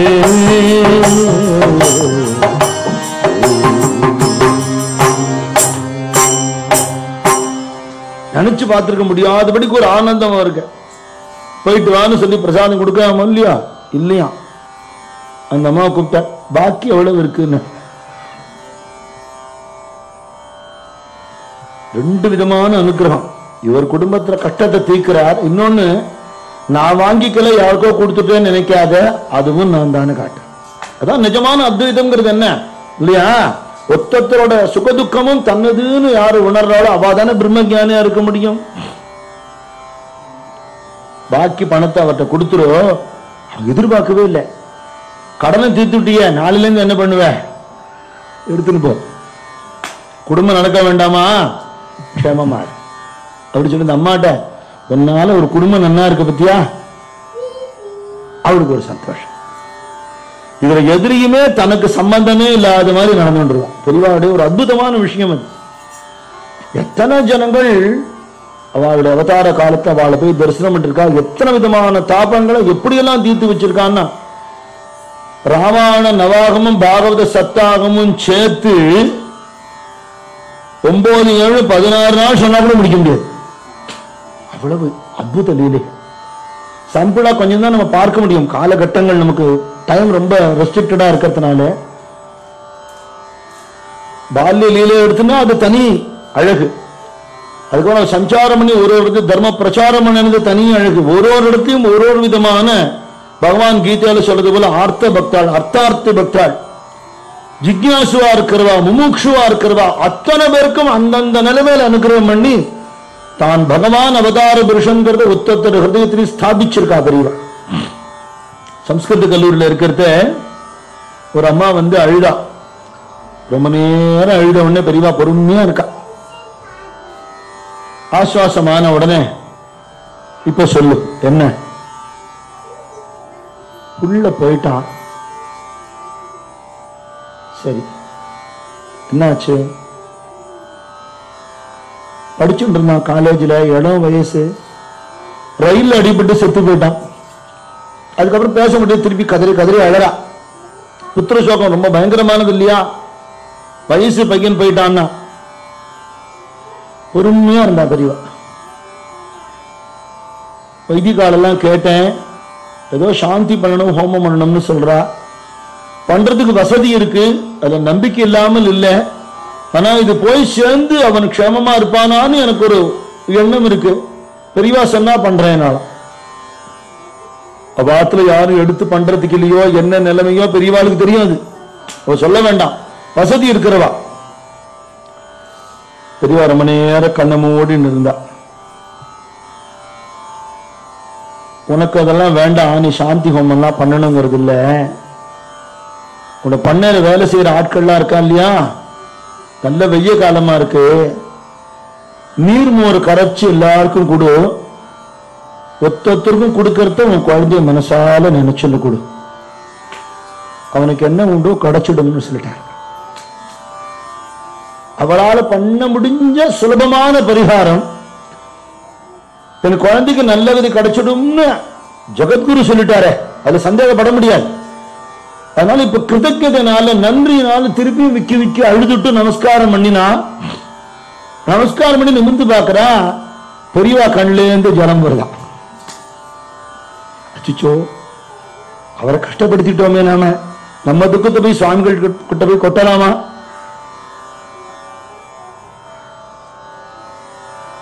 பெரியவா கஷ்டப்படுத்திட்டேன், பெரியவா மனசை கஷ்டப்படுத்திட்டேங்கிறா. பெரியவா சிரிச்சுட்டே சொன்னாலும், பெரியவாளுக்கு மனசும் இல்லை கஷ்டமும் இல்லைன்னு அது எழுதுறத ராகணபதி சார் எழுதியிருக்கார். கருணையினால பிரவகிச்ச அந்த கண்ணீர் சன்னியாசிகளுக்கு துக்கம் கிடையாது. உணர்ச்சி வசப்பட்டு அவ அழமாட்டா, அழகும் கூடாது, அழுதா உடனே தேனை விட்டுருவா கண்ணுல. ஆனா கருணையினால ஆர்திர ஹிருதயமா அதுல இருந்து கொட்டினதுனால இந்த அம்மா போய் மோர் கொடுக்கிறவர்கள் கூட பொறுமை இல்லாமல் தன்னோட கண்ணீரால அந்த குழந்தைக்கு அனுகிரகம் பண்ணிட்டான்னு எழுதி. கண்ணால ஜலம் விட்டு அந்த குழந்தைக்கு மோட்சம் கொடுத்துட்டான். அந்த குழந்தை என்ன கட்டத்துல போச்சோ அனுகிரகம் பண்ணிட்டான். இவருடைய பூர்வாசிரம சகோதரர் கணபதி சாஸ்திரிகள் காலமானாருங்கிற தகவல் வந்தபோது விளையாட்டங்குடியில இருந்தாலாம் பெரியவா. அப்படியா அப்படின்னு கேட்டுண்டா. தந்தி வந்திருக்கு விஷயம். அப்படியா, சுவாசினி பூஜை நடக்க போறது. இவரோட பூர்வாசிரம சகோதரி, கணபதி சாஸ்திரிகளுக்கு பூர்வாசிரம சகோதரி, அவருக்கு சகோதரி, இவருக்கு பூர்வாசிரம சகோதரி பெரியவாள். லலிதாம்பாள் உட்கார போறா. லலிதாம்பாளை உட்கார வேண்டான்னு சொல்லு அப்படின்னு விட்டாளா. அப்புறம் யார்கிட்டயோ ஒரு விஷயம் பேசிட்டு இருக்கா, அதை கண்டினியூ பண்றா அப்படியே. அதுக்கு மேல அதை பத்தி விஷயம் எடுத்துக்கல. அப்புறம் அனுஷ்டானத்தை பத்தி எல்லாம் பேச்சு வந்தது. கிரமத்துல அனுஷ்டானம் பண்ணணும், சகாலத்துல பண்ணணும், விடப்படாது அப்படிங்கிற பேச்சு வருது. இந்த உறவுங்கிறதெல்லாம் தாண்டினவா தானே பெரியவா, அவள் தர்மம் தானே முக்கியம். சொல்லிட்டே இருக்கிறத சொல்றா, நான் வேத அத்தியனம் பண்ணல மடத்துக்கு வரத்துக்கு முன்னாடி, பெரிய ஒரு வைதிக சம்ஸ்காரம் இருந்ததுன்னு சொல்ல முடியாது. ஆனா சந்தியாவனத்தை மட்டும் விடவே இல்லைண்ணா. அப்பா சொல்லியிருக்கா, நான் ரொம்ப ஸ்ரத்தையா பண்ணுவேன். நாங்கெல்லாம் பசங்கள்லாம் பேட்மிண்டன் விளையாடுவோம். அப்படி பள்ளிக்கூடத்துல இருந்து வர்ற வழியில விளையாடிட்டு நல்லா இருட்டினதுக்கு அப்புறம் தான் ஆத்துக்கே வருவோம். அப்படி வர்ற வழியில ஒரு சின்ன ஒரு காவா மாதிரி போகும், அதுகிட்ட விளையாடுவோம். சந்தியா காலம் ஆயிடுச்சுன்னா என்ன பண்ணுவோம், நாங்க ஸ்கூல் துணி விழுக்குங்கிறதுனால அந்த ட்ரௌசர் ஷூ எல்லாம் கழட்டி வச்சுட்டு கௌப்பீனத்தோட நாங்க எல்லாரும் சந்தியாவனம் பண்ணுவோம். பெரியவாளை சொல்லியிருக்கா. அதுக்கப்புறம் திருப்பி ட்ரெஸ்ஸா போட்டுட்டு நல்லா விளையாடி முடிச்சு பந்து கண்ணுக்கு தெரியாத அளவுக்கு விளையாடு. அதுக்கப்புறம் தான் கிளம்பி ஆத்துக்கு வருவாங்க. அப்படி ஒரு நாள் வந்த அன்னைக்கு அண்ணா வந்திருக்கார். காலேஜில் படிச்சுட்டு இருந்த கணபதி சாஸ்திரிகள் வந்திருக்காரு. அப்போ அம்மாட்ட கேட்கிறார். அவருக்கு பெரியவாளுக்கு பூர்வாசிரம நாமா சுவாமிநாதன், ஆத்து செல்ல பேர் வந்து கிணின்னு பேரு. கிணின்னா கிளின்னு அர்த்தம். கன்னடக்காரா தானே. பெரியவாளோட மாத்திரு பாஷை கன்னடம். நான் தபோவனம் பெரியவாளும் காஞ்சி பெரியவாளும்னு ஒரு உபன்யாசம் பண்ணியிருக்கேன், ஒரு சிடி இருக்கு. ஏன்னா அவரும் கன்னட ஸ்மார்த்தாதான், குருநாதரும் இவரும் கன்னட ஸ்மார்த்தாதான். அவ ரெண்டு பேருக்கு இருக்கிற அந்த சாமியம் ஒத்துமையை வச்சு ஒரு உபன்யாசம் பண்ணியிருக்கேன். கன்னடத்துல கிணின்னா கிளின்னு அர்த்தம், ரொம்ப செல்ல மாத்துல கிணி எங்கன்னு கேட்டார். இப்ப இருட்டின்னு இருக்கு, இப்பதான் வந்துட்டு இருப்பான், விளையாடிட்டு இருப்பான் அப்படிங்கிற அம்மா. இன்னும் இருட்டு என்ன விளையாட்டு, படிக்கிற பையனுக்கு விளையாடிட்டு வருவான்டா, வந்துருவான். கூட பசங்கள்லாம் மொத்தமா தான் வருவா, பயம் இல்லை. பயத்துக்கு இல்லம்மா, சந்தியா காலம் மாதிரி அனுஷ்டானம் பண்ண வேணாமா, பூனல் போட்ட பையன். அம்மாக்கு அதை பத்தி ஒண்ணும் தெரியாதனால பதில் சொல்லல. இவர் அங்க இருந்து வந்ததை பார்த்துட்டு வாசல்லையே அப்படியே கோபா விஷமா நின்றுட்டு இருக்கார். கிணி மணி என்னடா இருக்கும், 7:30 மணி இருக்கும். பள்ளிக்கூடம் இப்பதான் விட்டுதா? இல்ல, நான் விளையாடிட்டு வந்தேன். சந்தியா காலத்துல என்ன விளையாட்டு? பட்டுன்னு ஒரு அடி வச்சுட்டேன். கன்னத்தை தடவிண்டார். நீ அண்ணா அடிக்கலாம், உரிமை இருக்கு, தப்பு பண்ணேனான்னு தெரிஞ்சிருந்து அடிச்சிருக்கலாம். இத்தனை நேரத்துக்கு அப்புறமா சந்தியாவனம் வேணுமா, சகாலத்தை அர்ஜுன் கொடுக்க வேண்டாமா? நான் கொடுக்கலன்னு உனக்கு தெரியுமான்னு கேட்டாரு. உடனே ஒரு சுத்தி இறங்கிடுச்சு, பண்ணிட்டியா அப்படி. என் கூட விளையாடின பசங்களை வேணா கேட்டுப்பார், கிருஷ்ணசாமி இருக்கான், அவனை போய் கேட்டுப்பார். ஒரு வேலை கூட அங்க சந்தியாவனம் விட மாட்டான். எப்படி பண்ண நீ? அங்க பக்கத்துல ஒரு காவா இருக்கு, அங்க எல்லாரும் பரம சாஸ்திரோக்தமா கௌபீனத்தோட சந்தியாவனம் பண்ணிட்டு அப்புறம் அந்த ஸ்கூல் விழுப்பு கூட கூடாதுன்னு அப்புறமா அது போட்டு அதுக்கப்புறம் விளையாடிட்டு தான் வருவோம். வேறு வேலை விபூதி கலைஞ்சிருக்கு, ஆனா விபூதி இருக்கு பாரு அப்படின்னு சொன்ன உடனே அண்ணா வந்து பெரியவா சொல்றா, இந்த காலம் மாதிரி அந்த காலத்துல பெரியவா சின்னவாட்டெல்லாம் சாரி கேட்கிற பழக்கெல்லாம் கிடையாது. ஆனா அண்ணா சொன்னாரா, சாமிநாதா சுவாமிக்கு நமஸ்காரம் பண்ணிட்டு வேண்டா அப்படின்னா அப்படின்னு சொல்லிட்டு சுவாமிக்கு நமஸ்காரம் பண்ணார். என்னை விட அவ்வளவு பெரியவரா இருந்தும் கூட தான் பண்ணினது தப்புன்னு உணர்ந்துட்டு சுவாமிக்கு நமஸ்காரம் பண்ணார்னு சொல்லிட்டு தொண்டை தழுவி எழுத்து கொடுத்து கண்ணில் ஜலம் வந்து அண்ணா காலமாட்டாருங்கிறதுக்காக வந்து அழுகை இல்லையா. தன் தம்பியா இருந்தா கூட அந்த தம்பிகிட்ட தப்பு பண்ணிட்டோன்னா பகவான்கிட்ட மன்னிப்பு கேட்கணுங்கிறத எங்க அண்ணா காட்டினார்னு அந்த இடத்துல ஒரு தர்மத்தை காட்டிட்டு கண்ணில் தண்ணி வருத உடனே தேன் தேன்னு கத்தினாரா. உடனே தேன் எடுத்துன்னு வந்த உடனே கண்ணில் தேனை விட்டு தீர்த்தத்தை எடுத்து கண்ணை அப்படி தொடச்சுண்டாகும். ஆனா சன்னியாசியோடைய உணர்ச்சி வசப்பட்ட ஜலம் கீழே விழப்படாது, அது பூமிக்கு கெடுதல். எந்த விதத்தையும் அவ கோபமோ அழுகையோ அவளுக்கு வரக்கூடாது. ஜிதேந்திரியாளுங்கனால ஜெயிச்சவா தானே. மடத்துல தங்க உத்திரணி காணாத எடுத்து ஒரு தரம் யார் எடுத்தா என்னன்னு தெரியல, இப்படி இல்லாமோ தேடி பார்த்தா எங்கேயும் கிடைக்கல. நிர்மாலயம் கொட்டின இடத்துல எல்லாம் தேடுவா. பொதுவா குட்டி குட்டி விக்கிரகங்கள் உத்திரணி எல்லாம் அதுலதான் காணாது போகும். நிறைய சாமியை மறைக்கிறாப்பல ரொப்பி அர்ச்சனை பண்ணிடுவோம். நாம நமக்கு நேரம் இல்லாம யாரையாவது எடுக்க சொல்லுவோம், அவ அப்படியே வழிச்சு கொண்டு தூக்கி போட்டுடுவோம், போயிடும் இல்லையா. அதெல்லாம் தேடி பார்த்தா கிடைக்கல. சின்ன உத்திரணி, ஆனா தங்க உத்திரணி, அம்பாள் காமாட்சியோடது. பெரியவா சொன்னா மேனேஜர் வந்து போலீஸ் கூப்பிடலாம். போலீஸ் எல்லாம் கூப்பிடாது, அதெல்லாம் வேண்டாம், யாருன்னு தெரிய வேண்டாமா. வெளியில இருந்து யாரா வந்து எடுக்க, வெளியில இருந்தெல்லாம் யாரை வந்து எடுக்கல. அந்த காலத்துல ஒரு முறை உண்டு, களிமண்ணோ சாணியோ ஒரு உருண்டை கொடுப்பா, எல்லார் கையிலையும் ஒரு அண்டா நிறைய தீர்த்தம் வைப்பா. எல்லாரும் அதுக்குள்ள அந்த உருண்டையை போட்டுட்டு போயிட்டே இருக்கணும். யார் எடுத்தாலும் அவ அதுல சொருகி போட்டுட்டானா நமக்கு பொருள் கிடைச்சிடும். எவன் திருடினா நமக்கு என்ன, யாரையும் மாட்டி விடப்படாது, கஷ்டப்படுத்தப்படாதுன்னா எல்லாரையும் கொடுத்தா. அண்டா ஜலம் கலர் மாறினதுதான் மிச்சம், ஒன்னும் தேரல. அப்படியா, சரி, ஒருத்தர் பேரை சொல்லி அவனை கூப்பிடு அப்படின்னாலாம். கூப்பிட்ட உடனே சொல்றா, வெளியில போய் உத்தியோகத்துல எல்லாம் நிறைய சம்பாதிக்கலாம்பா, இங்க ராத்திரி பகல் இல்லாம நான் வேலை வாங்குறேன், கண் முழிச்சு பாரா பாக்குறேன், சுவாமி கைங்கரியம் பண்றேன், மடப்பள்ளி கைங்கரியம் பண்றேன், கால நேரம் பார்க்காம உழைக்கிறேன். உங்களுக்குலாம் சொல்றாப்புல ஒன்னும் சம்பளம் கொடுக்கறதுல காலனா அரையனா ஏதோ கொடுத்துட்டு இருக்கோம். இத்தனை மடி ஆச்சாரத்தையும் தாண்டிண்டு இத்தனை கட்டத்தையும் பொறுத்துண்டு கைங்கரியம் பண்றேன். பாவம் சிரமம் தான்பா, சன்னியாசிகளுடைய கூட கிரகஸ்தால் இருக்கிறதுங்கிறது ரொம்ப சிரமம்தான். நீ ரொம்ப கஷ்டப்பட்டுட்ட பாவம், அதனாலதான் இப்படி தோணி போயிடுத்து உனக்கு. ஒரு காரியம் பண்றியா, உனக்கு நல்ல வருமானம் வரும் பின்னாடி, அப்ப கொஞ்சம் கொஞ்சமா பணம் சேர்த்து வச்சு ஒரே ஒரு உத்தரணி திருப்பியும் பண்ணி அம்பாளை கொடுத்து விடுறியா? பல பல பல அழுதுட்ட. எடுத்ததை வச்சுட்ட. இல்ல ஆசைப்பட்டு எடுத்துன்னு விட்ட இல்லையா, அது உனக்கே இருக்கட்டும். அக்ஷதையோட சேர்த்து வச்சு எடுத்துக்கோ. வேற பண்ணி போட்டுடு. ஏன் தெரியுமா சொல்றேன்? இதுக்கு நீ ஒரு ஜென்மம் எடுக்கணும். அதனால வேண்டாம், போயிட்டு வா. அவனுக்கு வண்டி செலவுக்கு ஏதாவது கொடுத்து ஒரு வேஷ்டி கொடுத்து சாப்பாடு போட்டு அனுப்பி வைங்க. எந்த மடத்துல இந்த திருடனுக்கு பண்ற அந்த வேலையெல்லாம். மேனேஜருக்கு கோபமான கோபமா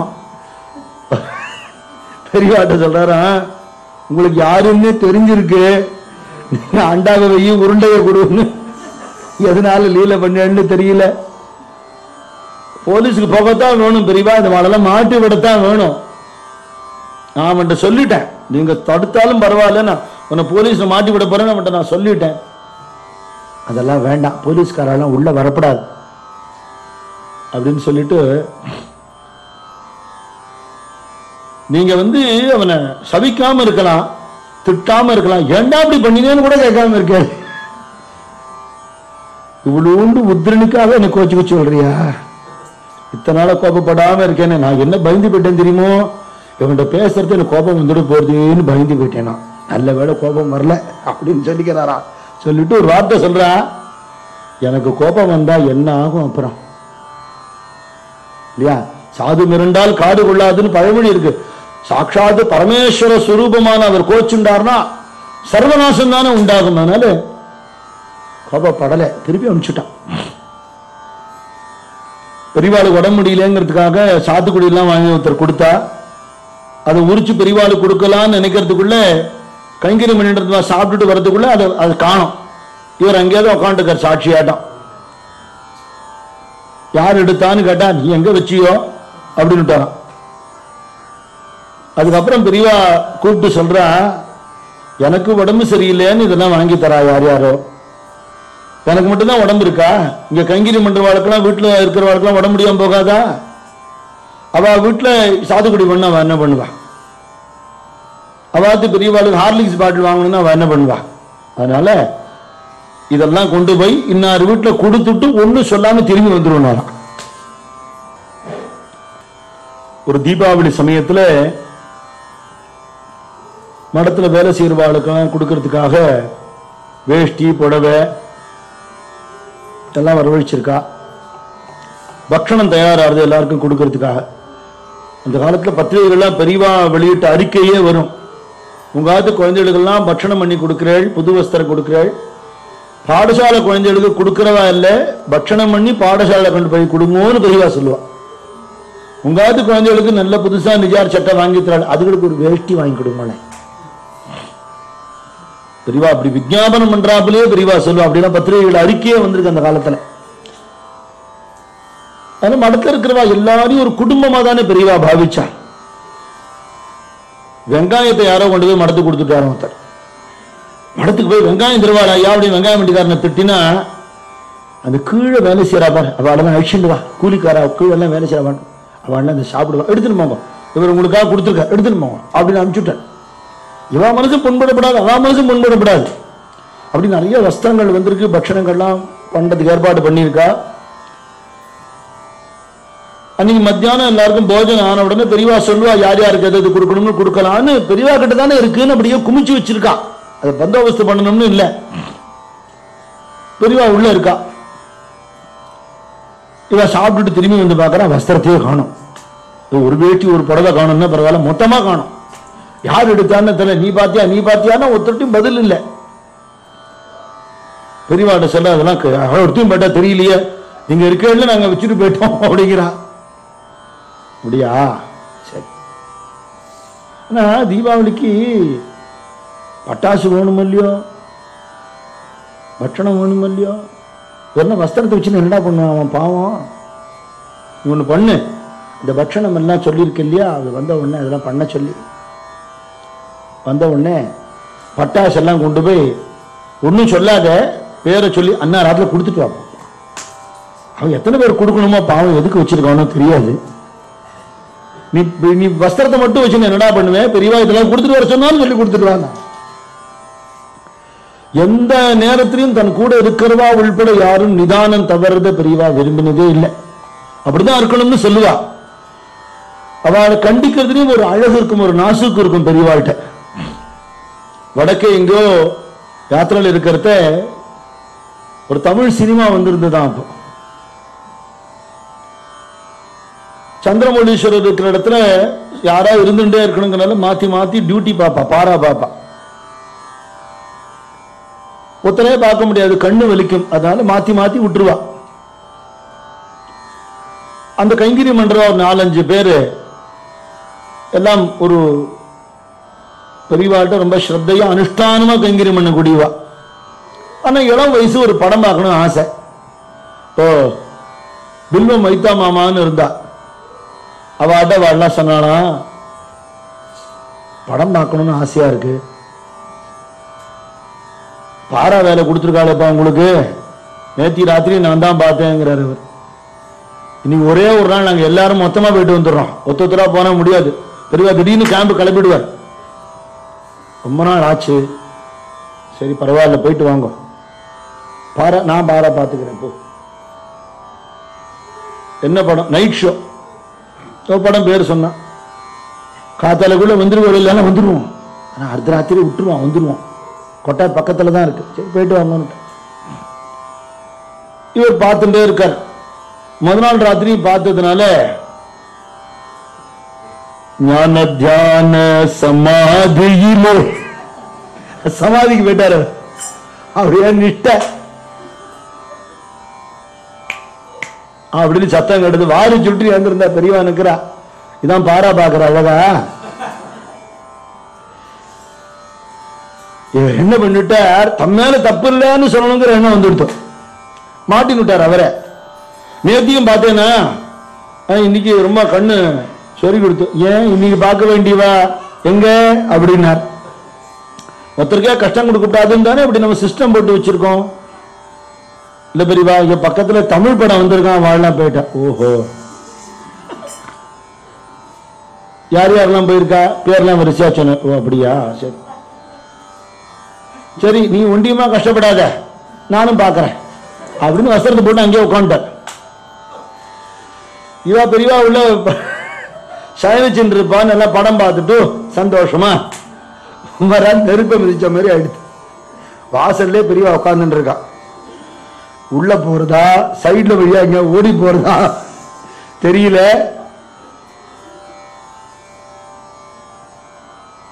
ருத்ராவேஷமா இருக்கார், ஆனா கோபப்படல. அது கோபம் ஒரு முகத்துல தெரியுது. இவருக்கும் பயம், வைத்தா மாமாக்கும். மேனேஜரை கூப்பிட்ட, தண்டனை பாருங்க, இவாளுக்கு இனிமே மடத்து கைங்கரியம் எதுவுமே கொடுக்காது, எந்த சேவையும் பண்ண வேணாம், மடத்து கைங்கரியம் பண்றவாள் உட்காந்து சாப்பிடுற இடத்துலயும் இவாளை அனுமதிக்காத, பொது ஜனங்களோட உட்காந்து தின்னுட்டு போட்டோம் போ அப்படின்னு உள்ள போயிட்ட. அவ்வளவுதான், முன்னு கூப்பிட்டு கேட்கலாம் ஒண்ணும் இல்லை. அப்பாடா இந்த மட்டுக்கு நம்மளை திட்டல வெயில எல்லாம் போங்கடா அவ ஊருக்குன்னு சொல்லல அப்படின்னு ஒரு நாள் 2 நாள் இருக்கலாம். அப்புறம் அவ கைங்கரியத்துக்கு ஆசைப்பட்டு தானே வந்திருக்கா. உள்ள எல்லாரும் பக்தாள் தான், குரு பக்தாள் எல்லாரும். பெரியவா பாராமுகமா இருக்காரு, கைங்கரியம் கொடுக்க மாட்டேங்கிறாருன்னு உடனே தாபம் வந்துடுது. சாப்பாடு போடுற வேலைக்கு இதுக்கா வந்தோம், நம்ம சேவை பண்ண வந்தோம் இல்லையா. மெதுவா மேனேஜர்கிட்ட சொல்லலாம், நீங்க போய் சொல்லுங்களேன், எனக்கு தைரியம் கிடையாதுப்பா, நீங்களே போய் கேளுங்கிற. இல்ல இல்ல எங்களுக்கா நீங்க சொல்லுங்க.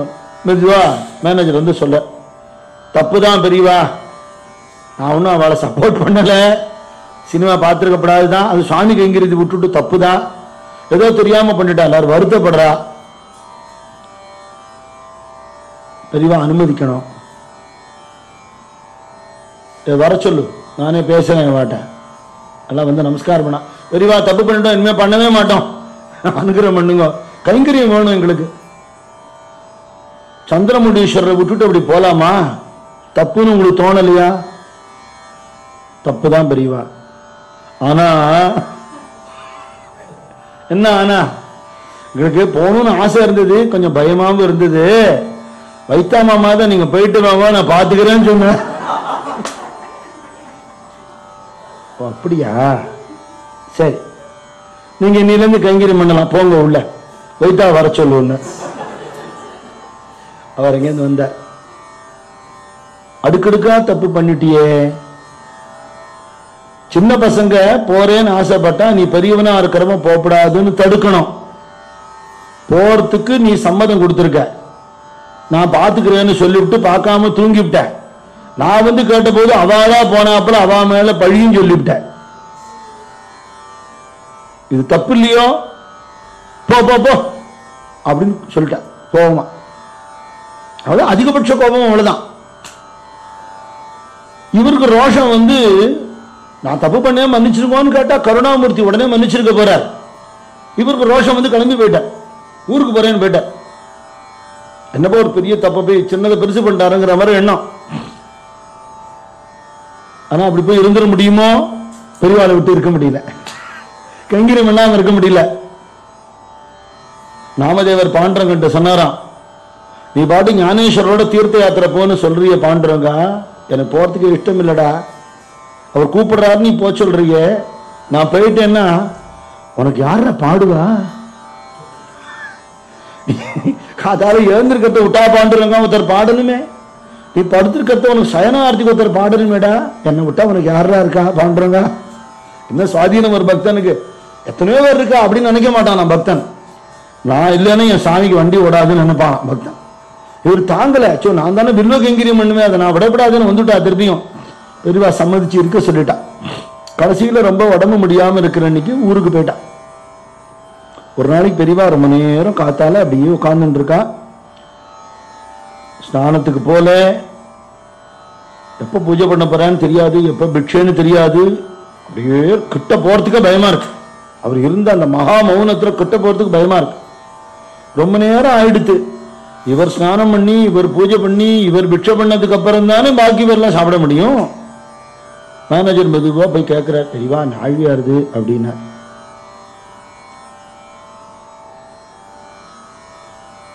ஒரு அமௌண்ட் சொல்லி, வைத்தா பிள்ளை இருக்கான் அந்த ஊர்ல, ஒரு 1000 மைலுக்கு அண்ணன் இருக்கான், அவனுக்கு தந்தி மணி ஆர்டர் பண்ணு, உடனே அவன் கைக்கு கிடைக்கணும் அப்படின்னு பண்ணிட்டேன்னு வந்து சொல்லுன்னு சொன்னதுக்கு அப்புறம் ஸ்நானம் பண்ண போன. எதுக்கு என்னன்னு அவளுக்கு விஷயம் தெரியாது. இதே பில்வம் வைத்தா மாமாக்காக. அன்னைக்கு அவர் காலமாயிட்டார். சம்ஸ்காரத்துக்கு எடுக்கிறதுக்கு கூட பணம் இல்லையா பிள்ளைட்ட. யார்கிட்டையும் கேட்கவும் தோணல. கேட்டா நம்மளெல்லாம் நம்பி யார் கொடுப்பா, நம்மளால எப்படி திருப்பி தர முடியுங்கிற எண்ணம். பக்தாளுக்கு வறுமைங்கிறது ஒரு பூஷணம்னு சொல்றான். பகவானை தவிர எனக்கு கதி இல்லைன்னு இருக்கிறது பக்த லட்சணமே தான். நான் இத்தனை நாள கைங்கரியம் பண்ணினேன்னு என்ன இப்படி விச்சுட்டியேன்னு சுவாமி பார்த்து கேட்க மாட்டான். இப்படி இருந்தா தான் பக்தி வருங்கிற ஒரு எண்ணம். குச்சேலரோட சரித்திரம்ல அதானே சொல்றது. ஆனா அப்பாவுக்கு சம்ஸ்காரம் பண்ணி ஆகணுமே அப்படின்னு யாரு கேட்க தோணல. ஊர்ல இருந்த இடத்துல இருந்து எங்கேயோ இருக்கிற பெரியவாள மனசால நினைச்சுட்டாராம். ஆதி மூலமேனு கஜேந்திரன் கூப்பிட்டது போல அந்த க்ஷணத்துல கூப்பிட்டு அவருக்கு அனுகிரகம் பண்ணிட்டா. சம்ஸ்காரம் எல்லாம் முடிஞ்சு எல்லாம் காரியம் ஆனதுக்கு அப்புறம் அங்கேருந்து வந்து பெரியவாளை வந்து பார்த்து சுபமானதுக்கு அப்புறம் விழுந்து நமஸ்காரம் பண்ணி கதறி எழுதாளாம். கையில ஒரு தம்படி காசு இல்ல. பெரியவாளை தவிர அப்பாவுக்கு வேற கதி கிடையாது. அப்பா எங்களை அப்படியே வளர்த்துட்டா, அதனால தெய்வம்னு எங்களுக்கு பெரியவா தான் தெரியும். இப்படி நிர்கதியா இருக்கிற நிலைமையில நான் கஜேந்திரனை போல திரௌபதி போல பெரியவா தான் நினைச்சு அழுதேன். பெரியவா எங்க இருந்தோ அதை கேட்டுட்டாளே, அந்த அழுகையை கேட்டு அனுகிரகம் பண்ணினேளே அப்படின்னு சொல்லி கதறி எழுதார். இன்னொரு பக்தர் கேரளாவில் ஒரு கிராமத்தை சேர்ந்தவர். அவ தகப்பனார் வேத பாராயணம் பண்ணிட்டு இருந்தார். இவருக்கு உடம்பு முடியாதனால பாராயணம் மன்றத்தை அப்படி நல்லா சுஸ்வரமா பண்ண முடியல, மூச்சு இறக்கிறது. அதனால அவருக்கு ஜாஸ்தி வருமானம் இல்லை, ரொம்ப கஷ்டப்படுறா. அத அவ ஊர் பக்கத்துல இருக்கிற ஊர்ல இருக்கிற ஒரு பக்தர்கிட்ட சொன்ன உடனே அவர் சொன்னாரா, கஷ்டப்படுறவாளுக்கு கதி யாரியா? பெரியவா தானே. அதுவும் நீ வேதம் சொல்றவன், நீ வருத்தப்படப்படாது, நேர போய் பெரியவாட்ட போய் சொல்லு, உனக்கு அனுகிரகம் பண்ணுவா காஞ்சிபுரம் போற அளவுக்கு எனக்கு வண்டி செலவுக்கு காசு இல்லைன்னா, அதனால வண்டி சார்ஜ் நான் தரேன், பெரியவாட்ட போய் பிரார்த்தனை பண்ணிக்கோங்க போங்க. இங்கேருந்து நம்ம பேசுறதே இவருக்கு தெரியும், அதனால அங்க போய் பிரார்த்தனை பண்ணிக்கோங்க. இவர் போனார், நமஸ்காரம் பண்ணி விஷயத்த சொன்னார். பெரியவா காதுல வாங்கிட்டா, ரெஸ்பாண்ட் பண்ணல. சரி, நம்ம கேட்ட உடனே பதில் சொல்லணும்னு என்ன இருக்கு? அவர் எத்தனையோ பேருக்கு அனுகிரகம் பண்றவர். ஒரு நாள் 2 நாள் 3 நாள் இருந்தார். தினம் தினம் போய் அப்பா மரத்துக்கு கீதம் பண்ணியிருக்கா, அப்படி பாராயணம் பண்ணியிருக்கா, பெரியவாளுக்கு தெரியாது, ஒண்ணும் இல்லை. பேசுறதே 10 தடவை மூச்சு அடிக்கும். நான் ரொம்ப கஷ்டப்படுறேன், ஆகாரத்துக்கே வழி இல்லை, பெரியவா அனுகிரகம் பண்ணணும். 3 நாளைக்கும் பதிலே இல்லை. மனசு வருத்தம் ஆயிடுது. சரி, அப்பா கைங்கரியம் பண்ணது அப்பாவோட போயிடுது. இன்னைக்கு நான் உடம்பு முடியாம இருக்கேங்கிறது நான் புலம்பினா அது பெரியவா கூட கேட்க மாட்டேங்கிறா. இனிமே வேற யாரு கேட்க போறா? நல்லபடியா ரிட்டர்ன் டிக்கெட்டுக்கு சேர்த்து அந்த மாமா காசு கொடுத்துருக்காரு, திருப்பி ஊருக்கு போயிடலாம். அம்மா வயசான அம்மா இருக்கா, உடம்பு முடியாதனால ஒன்றும் பிரவருத்திக்கு வழி இல்லையேங்கிற ஒரு வேதனையில ஒரு நமஸ்காரம் பண்ணிட்டு கிளம்பிட்டார். உத்தரவு கூட வாங்கிக்கல. இங்க வந்த உடனே இந்த மாமா கேட்டாராம், பாத்தியா பெரியவா என்ன சொன்னான்னா? ஏன் மாமா கேட்கிறாள்?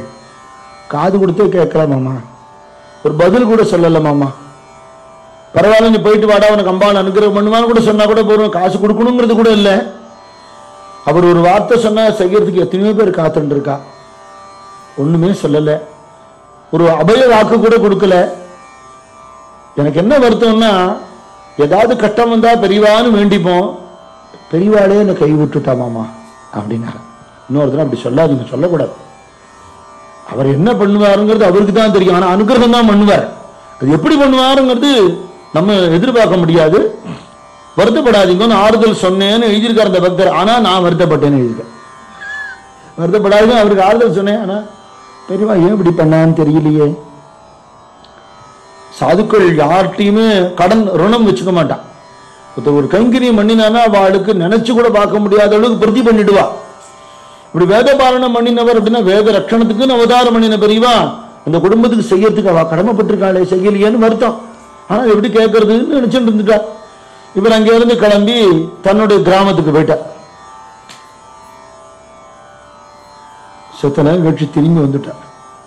கணத்துல போட்டுட்டு, மாமா நான் சொன்னதெல்லாம் தப்பு மாமா, கருணாமூர்த்தி நான் தப்பு பண்ணிட்டேன், பெரியவா கை விட்டுடான்னு சொன்னேனே, தப்பு தப்புன்னு எழுதாராம். என்ன ஆச்சுன்னா, இந்த பெரிய புராணத்தை சுந்தரமூர்த்தி சுவாமியோட சரித்திரத்துல வருமே, அது மாதிரி ஆத்துக்குள்ள நுழைய முடியாத அளவுக்கு மூட்டை மூட்டையா நெல்லு.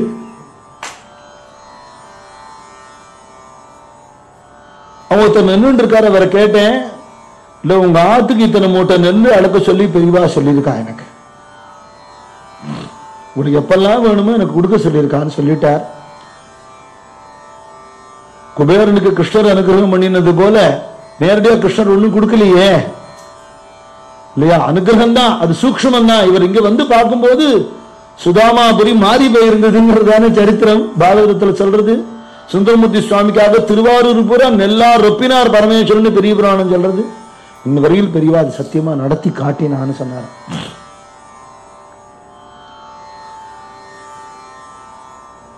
காஞ்சிபுரத்துல ஒரு கோடை காலத்துல ஒரு அரசியல் மீட்டிங் நடக்கிறது. கடவுளே இல்லை, கடவுளை நம்புகிறவன் காட்டு மிராண்டி, கடவுளை கற்பித்தவன் முட்டாள் அப்படின்னு பேசிட்டு இருக்கான். பொழக்கிற வெயில்ல பகவானை திட்டுறது, வேதத்தை திட்டுறது, பிராமணால திட்டுறது, ஆச்சாரியால திட்டுறது எல்லாம் நடந்துட்டு இருக்கு. இங்க மடத்துல கோடை காலத்துல தண்ணீர் பந்தல் உண்டு, மோர் பந்தல் உண்டு. ஒரு வயசான பாட்டி அதுக்கு இன்சார்ஜ். அந்த பாட்டி அன்னைக்கு காத்தாலே கூப்பிட்டுட்டார். அந்த பாட்டிக்கு காஞ்சிபுரத்து இன்னொரு பக்கத்துல இந்த மாதிரி வசவு மீட்டிங் இருக்குன்னு தெரியாது. இன்னைக்கு மேனேஜர்கிட்ட சொல்லி கொஞ்சம் கூட பைசா வாங்கிக்கோ, 2 பானை நிறைய மோர் கரைச்சி வையே, வெறும் நீர் மோரா இருக்கப்படாது. அது கருவேப்பிலை போட்டு, கொத்தமல்லி போட்டு, எலுமிச்சம்பழம் பிழிஞ்சு, 1 லோட்டா குடிக்கிறது 2 லோட்டா குறையாம குடிக்கணும். அந்த மாதிரி பண்ணணும். ஏன் பெரியமா இன்னைக்கு ஒன்றும் உற்சவம் இல்லையேன்னா, நீ பண்ண அப்படின்னு. சாதாரண நாளாச்சு, இவ்வளவு கரைச்சி வச்சு போலன்னு என்ன பண்றது? சனி ஞாயிறுனா கூட்டம் வரும். சாதாரண நாளா இருக்கேன், கரைச்சி வச்சுட்டு உட்காந்துட்டு இருக்கா. அந்த அம்மா எதிர்பார்த்தபடி பக்தாலும் வரல யாரும். மீட்டிங் முடிஞ்சது. நல்லா வாயார திட்டினவாள்லாம் அவ கிளம்பி கிளம்பி போயிட்டான் கார்ல. தலைவர்கள்லாம் இந்த வெயில் பொழக்கிற வெயில உட்காந்துக்கிறது தொண்டர்கள்லாம் இருக்காளே பாவம், நாக்கு ஒட்டிக்கிறது.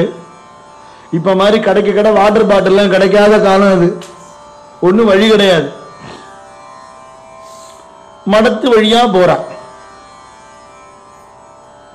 இப்ப பாட்டி உட்கார்ந்து இருக்கா. மோரு தீர்த்தம் ரெண்டும் இருக்குன்னு தெரியறது. தாகமா இருக்கியா? கையில காசு இல்ல, இந்த மோர் குடிக்கலாமான்னு ஒருத்தன் கேட்டான். இன்னொருத்தன் சொன்னா, இவ்வளவு நேரம் இவங்களை தானே திட்டினோம், நம்ம திட்டினது அவங்களுக்கு தெரியவா போறது? மோரை வாங்கி குடிச்சிருவாங்க. அது நமக்கெல்லாம் கொடுப்பாங்களோ மாட்டாங்களோ, நம்ம போட்டுக்கிற சட்டைக்கு அந்த நேரத்துக்கு. அந்த பாட்டி என்ன வேணும், மோர் வேணுமா வாங்கோ அப்படிங்கிறா.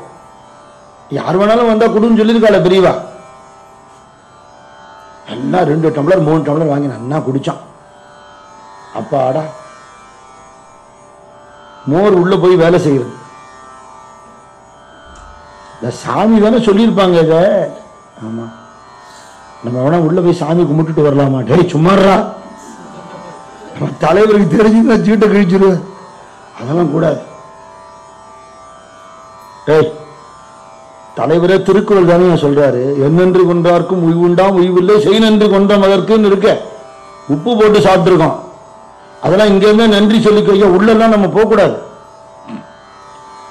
அப்ப 1-2 பேருக்கு இவ்வளவு திட்டினோமே இங்க இருந்து மோர் குடிக்கிறோமே இருக்க. சில பேருக்கு உள்ள போறதுக்கு தயக்கம். உள்ள இருந்து பெரியவா வரா. எதிர்க்க இருக்கிற ஆஞ்சநேயர் சன்னதிக்கு போறாப்புல அப்படி போயிட்டு திரும்பி வந்து, மோர் நன்னா இருந்ததான்னு கேட்டாராம். தடகன்னு காலில் விழுந்துட்டாங்க அவ்வளவு பேர். மொய்தார் அணிகுழல் வள்ளியை வேட்டவன் முத்தமிழால் வைதாரியும் அங்கு வாழ வைப்போங்கிற நினைக்கிறார். கண்ணா பின்னான்னு திட்டவாள முருகன் என்ன பண்ணுவாரா, வள்ளி என்னடா திட்டம் பாரு, எதுக மோனையோட எப்படி வையறாங்க. இந்த வசப வார்த்தை எத்தனை இனிமையா இருக்கும் பாரா முருகன். பெரியவானே பண்ணியிருக்கான். மடத்தை பற்றி கண்ணா பின்னான்னு திட்டி ஒரு புஸ்தகம் வந்தது, ஒரு இங்கிலீஷ் புக். காமகோடி மட்டமே கிடையாது அப்படின்னு பெரியவாளெல்லாம் திட்டி அதை படிச்சுட்டு ஒருத்தர் வேதனைப்பட்டு அதை பெரியவாட்டை எப்படி சொல்றதுன்னு தயங்கிட்டு வரார். இந்த புஸ்தகம் படிச்சியோ? படிச்சேன் பெரியவா. வாட் அ ஃப்ளவரி லாங்குவேஜ், எப்படி யூஸ் பண்ணிருக்காரா வேர்ட்ஸ் எல்லாம், ரியலி அட்மையர் ஹிம்ங்கிறாரா. ரத்தம் கொதிக்கிறது. அத புஸ்தகம் மொத்தமா கிடைக்குமோ அப்படின்னாராம். நினைச்சுனாராம், நம்மளே அதான் நினைச்சோம். பெரியவா உத்தரவு கொடுத்துருவாங்க மொத்தமா வாங்கி அதை யாருக்கு கிடைக்க விடாம பண்ணிட்டோம்னா துஷ்பிரச்சாரம் ஆகாதுன்னு நினைக்கிறான். பெரியவா சொன்னா, இல்ல மொத்தமா வாங்கி மடத்து வாசல்ல வச்சுன்னு எல்லாருக்கும் ஒரு புக்கு ஃப்ரீயா கொடுக்கணும். அதை படிச்சுட்டு யாரு வராளோ அவ எனக்கு போருன்னா. எந்த நேரத்திலையும் யாரு மனசுலையும் ஒரு துவேஷ புத்தியே வந்துடக்கூடாது. மைத்திரியம் பஜத்தன்னா ஒரு பெரிய ஒரு வேதமா இருக்கக்கூடிய ஒரு பாட்டு எழுதி கொடுத்திருக்கா. எந்த சந்தர்ப்பத்திலையும் யார்கிட்டையுமே ஒரு துவேஷ புத்தி வந்துடக்கூடாது. நம்ம உடம்புல இருந்து அந்த பிரேமைங்கிற அந்த மைத்திரி பாவம் நமக்கு இருந்துட்டே இருந்து அத்தனை பேர் அரவணைச்சுன்னு இருக்கணுங்கிறது தான் உலகத்துக்கு ஐநாசபை மூலமா பெரிவா கொடுத்த செய்தி. அது ஒரு வாழ்நாள் பூரா அப்படித்தான் இருந்து காட்டியிருக்கா.